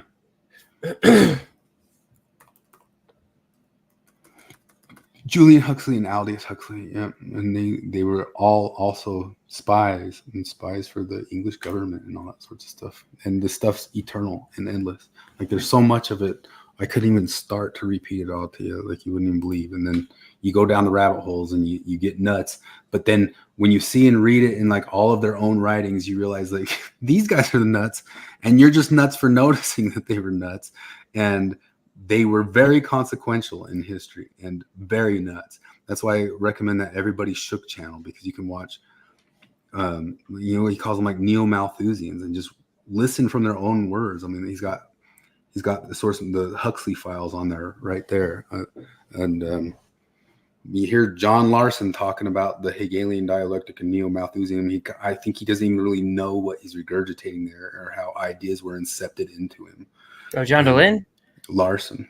Oh, John Larson. Yeah. John Larson's whole thing, he started talking about the dialectic and he didn't realize he was talking about. He was like explaining to people the dialectic without knowing he was talking about dialectic. And he was explaining to people neo-Malthusianism, that the world's going to overpopulate and we're all going to die unless we degrow the earth. I'm gonna have to listen to the backlog, because they have them, the old Mormon Expressions episodes, because fucking hell, man, I'm starting to straight up just not believe that what Flip is saying. There's no way John Larson is as smart as Flip says he was. I mean, I think that episode actually kind of showed like how innocuously he seemed kind of nice.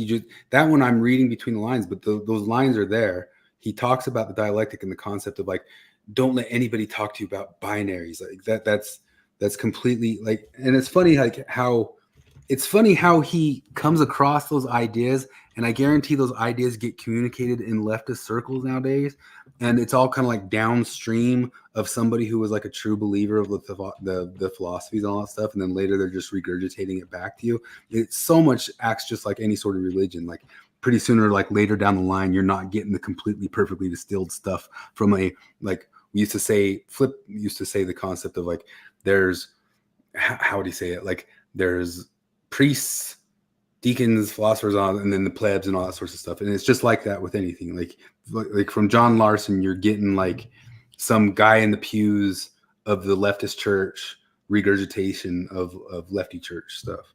And he's talking neo-Malthusianism, which is we're all going to die if we don't stop using anything and stop trying to capitalism anything.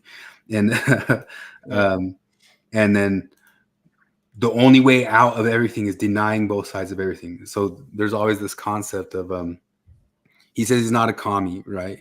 And then he talks about the stuff of like, I reject both sides of the stuff. It feels more like a false dialectic. Like he's trying to make a synthesis. It's like his idea is there's thesis, communism, capitalism, synthesis, communism. Well, this is the ultimate thing that came out of later, like the dialectic of alignment of Adorno and Horkheimer, is that they believed you can't posit you can't posit the positive future. You can only dialect into it and let it come into being, which once again sounds like that Hermeticism of creating the God. You got to create the utopia the same way. You can't posit what it will be. You can only clash opposites into each other until you bring it about. And if you posit what it is, that necessarily makes it not it. That's one of their beliefs. It's called negative dialectic. And listen to John Larson. If you know all the stuff, you know he's regurgitating kind of badly as just a pew member of leftist Hegelian church. I like this post right here from James Lindsay about no such thing as a low energy rich country. And this is talking to all the John Larsons in the world who now have marching orders to talk about degrowth and stop using so much energy. And James Lindsay's in a panic about it because you have all these different people from the UN and all these different countries talking constantly about degrowth. And so many of their different ideas about degrowth is talking about stopping supply chains that use gas, that use all sorts of stuff, and how it's not just a Lysenkoism in the making that I mean, if you re-listen to it and go through all of it, the only thing you can hope is that these idiots won't be able to pull it off. But if they pull it off, we're dead. That's all there is to it. And so all you can do is like if they get rid of fossil fuels, we're fucked. Yeah, like if they think that we need to cut down all these different supply lines and get rid of all this extra food in the world and get rid of all the things that are causing the carbon excess in the building, all that stuff. Like if they had their way on all the different environmental claims that they have, they would kill us all. They would have killed us all. And then go listen to Everybody Shook thing. A bunch of them are up for that. They are hoping for that outcome. That they straight up say it. Accelerationists or something. Accelerationist nihilists. Yeah, cut the population, half the population, half it, and they say it in their own word. And there's some society's almost fucking suicidal at this point. Yeah, well, they are. That's another reason why I choose the trad religion is they don't feel like they have to. That's why everybody likes Marcus Aurelius. Like everybody who's never read philosophy, they're like, my favorite philosopher is Marcus Aurelius, and I'm always like, that's because he wasn't a philosopher. I know we call him one, but like Marcus Aurelius philosophy, yeah. Well, the Stoics, there's philosophy bullshit with Stoicism, but Marcus Aurelius is like, when you wake up and you're sad, don't be a bitch. Be a man. There's good stuff in all of it. There's good stuff in Plato and all that sorts of deals. Sure, I know. I'm just saying, like it's non-confusing shit. It's just we don't have any of this dialectic bullshit. If you ask Marcus Aurelius, like, what's the synthesis of so blah, blah, he'd be like, shut the fuck up and be a man. I've long been an advocate of like they say there's two different styles of taking on philosophy, and one is Straussian and one is Nietzschean. And the Straussian thing is, anytime you listen to a philosopher, take it all as scripture. Just listen to it, gobble up, like, and you'll see, like, even critical philosophers will take that thing of like, I'm going to listen to Derrida and every single word Derrida says, and just take it in and take it as he said it. And there must be a reason that he was so influential and popular. I'm going to just take it all as gospel. And then later I will come up with critiques, but I'm going to start out as like a full-on believer. Like I'm trying to believe it. No, I think that's kind of one of the problems of starting with philosophy. I do like talking with you about this shit because it's, I don't know. When I ask you about the Gnosticism shit, I'm trying to get a read on whether you think it's good or bad. And you're more just saying, it can be or whatever. And that's probably what most people need, because I think a lot of us, especially, I don't know if this is always or if it's unique to our time, but it feels like we're definitely very primed to, okay, you're telling me about this belief. Tell me before you tell me about the belief if it's good or bad. And that's one of the first things I noticed that with was Derrida, because Derrida, postmodernist, bad. That's it. But then I really fucking love that concept of kettle logic. I use that all the time. That's one of the cooler things I've heard. So you're doing the opposite thing, and this is what I advocate doing, which is the Nietzschean reading. And I think the Nietzschean reading is like read every single critically. thing you come across, you say, "What's this fucker on about? Yeah, no, what is he getting at? What's he saying?" But then you go, "I'm going to rescue something." Like, I like this idea. I like this idea. No, I think like maybe this that's idea. why it's probably why I need to reread The Republic, because Yeah. that's most of what I do. It's like these guys talking about gold, silver, and bronze souls, and like separating them at birth, and the government gets to decide what soul you want. That's fucking nuts. So the Straussian will solemnly take it all in as gospel at first, and then later say, "But there's some critiques. I have some critiques over here." Later. Whereas the Nietzschean will be like, "What the fuck are you talking about?" Oh, but that's a cool idea. Like, that's a good idea. Like, Okay, that's a no, good idea. And I'm completely like a Nietzschean, like in that sort of way. Like, yeah, okay. and I like that actually, because it feels like it's construction versus deconstruction. yeah, there's kind of that. But I think it's like good to start out, and because Nietzsche's going to always start from there's the person positing anything to you has a motivation. Sure. And their motivation is going to be revealed in what they're telling you and that sort of stuff. And I'd say the Straussian just thinks, like, if this guy just hit this level, it must be respectable. So I must take it like that at first and try to the ultimate credentialism. yeah, pretty much. Maybe after I listen to 18 hours of Dan McClellan, I can start criticizing him. Yeah, but I think anything in this world you can say, "Oh, that's a pretty cool idea," or "That's a pretty good thing," or that's sort of good. But like I say, I am critical of myself that I have no answers like for the world. I don't know like what's the thing to go with. I just you can ultimately just kind of say it's why I say it's almost kind of libertarian is just the non-aggression principle. Sure. Who's aggressing and who's not aggressing, and any sort of tool. If you use it for a tool of aggression, we got a problem. If you're not using it for aggression, if you're using it for like maybe self-improvement or betterment, we don't got a problem, And here's a thing that Judith Butler just said this week. Hold on. Well, we saw this one a while ago, but she just kind of like said it out loud here, and some people were pulling it up as.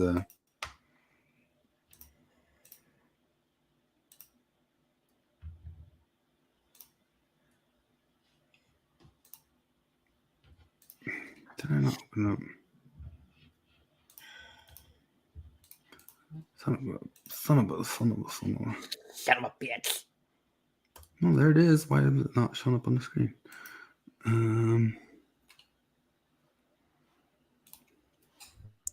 Here it is. I love when they just tell on themselves. Intensification of state powers and their surveillance mechanisms in particular, that we are no longer able to have that conversation, right? Put both values That's on the true. table. But see, that's exactly what I mean by licentiousness in terms of the ways in which personal liberty language is mobilized. Yes. For licentiousness. Yes. Because even John Stuart Mill, you got a harm principle. Yes, you do have a harm principle. There's no liberty without constraint.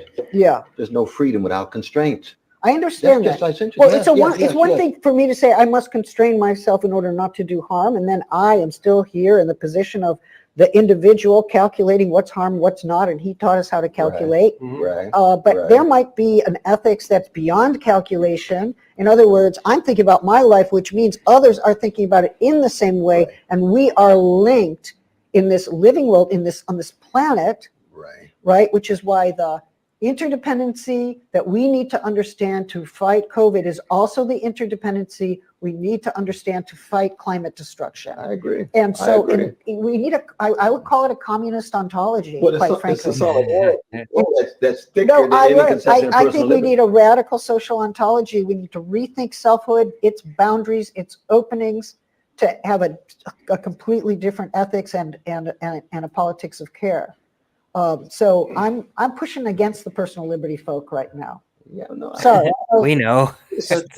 uh, I mean, thanks for saying it, but we know. Yeah, I mean, it's just all like how they arrange their thoughts to make it so we Fuck your freedom. Yeah, fuck your freedom. You must do what we want to say, and we're also the top level thinkers of all this stuff. So you're going to be doing it the way that we feel that you should be doing it, and all that stuff. And I don't know. I don't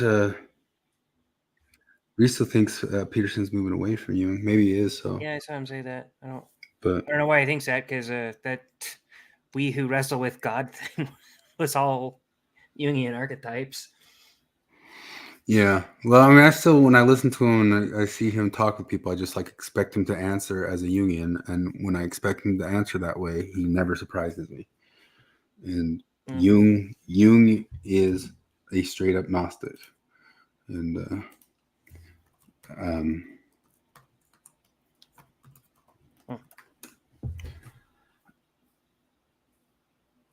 Oh goddamn. but yeah, like I don't pass judgment generally on like the full concepts. It's just there's some concepts that are easier to turn into something evil than others, but they don't have to be like that. I just don't think anything's exactly that way, and I for sure don't think trad religion has to be that way, and I think it can be that way. You know, it's like we're saying. It's like we're saying all along. Like it's not so bad, but it can be bad. You know? Yeah. You say trad religion, but like if you choose a specific trad religion, maybe Gnosticism would be better than Islam. I don't know. Yeah. Well, Tawhid, they talk about the one and all that sorts of stuff. It actually all comes from quite a bit. But I mean that it becomes like a trad religion. But that's one of the things that people are in worry of. They talk about this new type of postmodernism. Like Islam itself was a version of something that once was more the philosophical version and defaulted back into hard tradism. And just like you talked about earlier, we are facing the possibility of that happening again to something like a Christianity or something like that. We are facing, like, if something gets so stupid one direction, you might like have a revolt of the trad thing and that come back like in full force. And then it could be bad again, you know. I mean, everything's just moderation. I don't know. I don't know how to keep stuff right or not. I mean, it's just. Yeah. Well, should we close out with a woke scripture? Yeah. Do you have one? Well, I got my. You want to give me a page number? Oh yeah, I'll do one too. You choose the number this time. Okay, number's gonna be 97. I'll go to my woke Bible. Did you say 97? 97.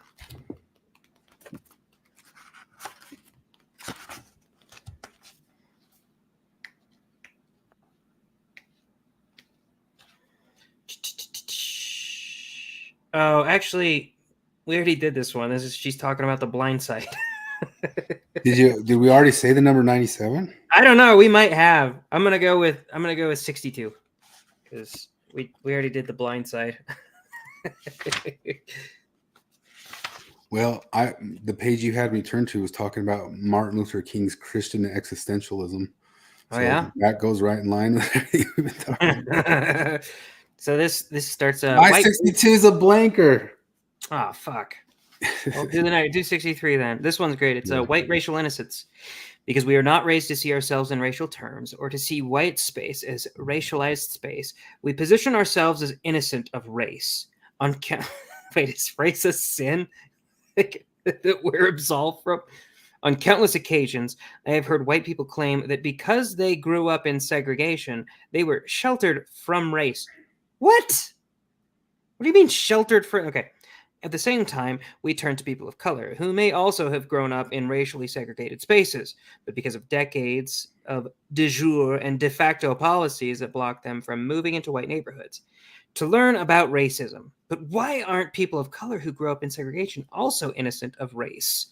I ask my readers to reflect deeply on the idea that white segregation is racially innocent.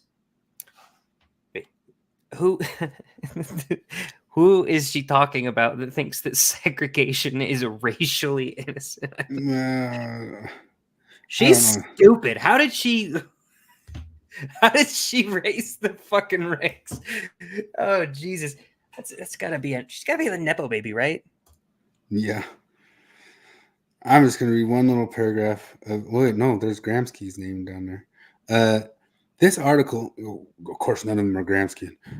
This article suggests that those who have experienced discrimination speak with a special voice to which we should listen. Looking to the bottom, adopting the perspective of those who have seen and felt the falsity of the liberal promise, can assist critical scholars in the task of fathoming the phenomenology of law and defining the elements of justice. The method of looking to the bottom is analogous to but different from the method of the legal philosophers such as Rawls, that's the veil of ignorance, and Ackerman, who have proposed moral theories that call for special attention to the needs of the least advantaged. Wow, it's crazy that Rawls popped up right there. If you listen to John Larson's episode, that's who the name he couldn't think of. What is suggested here is not abstract consideration of the position of the least advantaged. The imagination of the academic philosopher cannot recreate the experience of life on the bottom. Instead, we must look to what Gramsci called organic intellectuals, grassroots philosophers who are uniquely able to relate theory to the concrete experience of oppression. The technique of imagining oneself black and poor in some hypothetical world is less effective than studying the actual experience of black poverty and listening to those who have done so. When notions of right and wrong, justice and injustice are examined not from an abstract position, but from the position of groups who have suffered through history, moral relativism recedes and identifiable normative priorities emerge. This article then suggests a new epistemological source for critical scholars, the actual experience, history, culture, and intellectual tradition of people of color in America. There's your woke scripture. Yeah. I've learned so much, so plenty. We've been enlightened. Go listen to James Lindsay's episode on. He just did it this week on the UN and their crazy ass Theosophical Society shit, and then go look up and see how Kwaku was arguing that Joseph Smith was a Theosophist. So have fun with it. All right. Well, I'm probably gonna head out. Let's call it good. It's been real. Have fun. Brigham wasn't a polygamist. That's all lies. Conspiracy. It's all a lie. Name you one non-third hand. I'm rescuing Brigham like 100%. Like Joseph was the one who framed Brigham. Joseph was the Joseph didn't die. He actually retreated and lived in Argentina. And he pinned all of that stuff on Brigham. Like, yeah. That's my new argument. So, all right. All right. See ya. Later.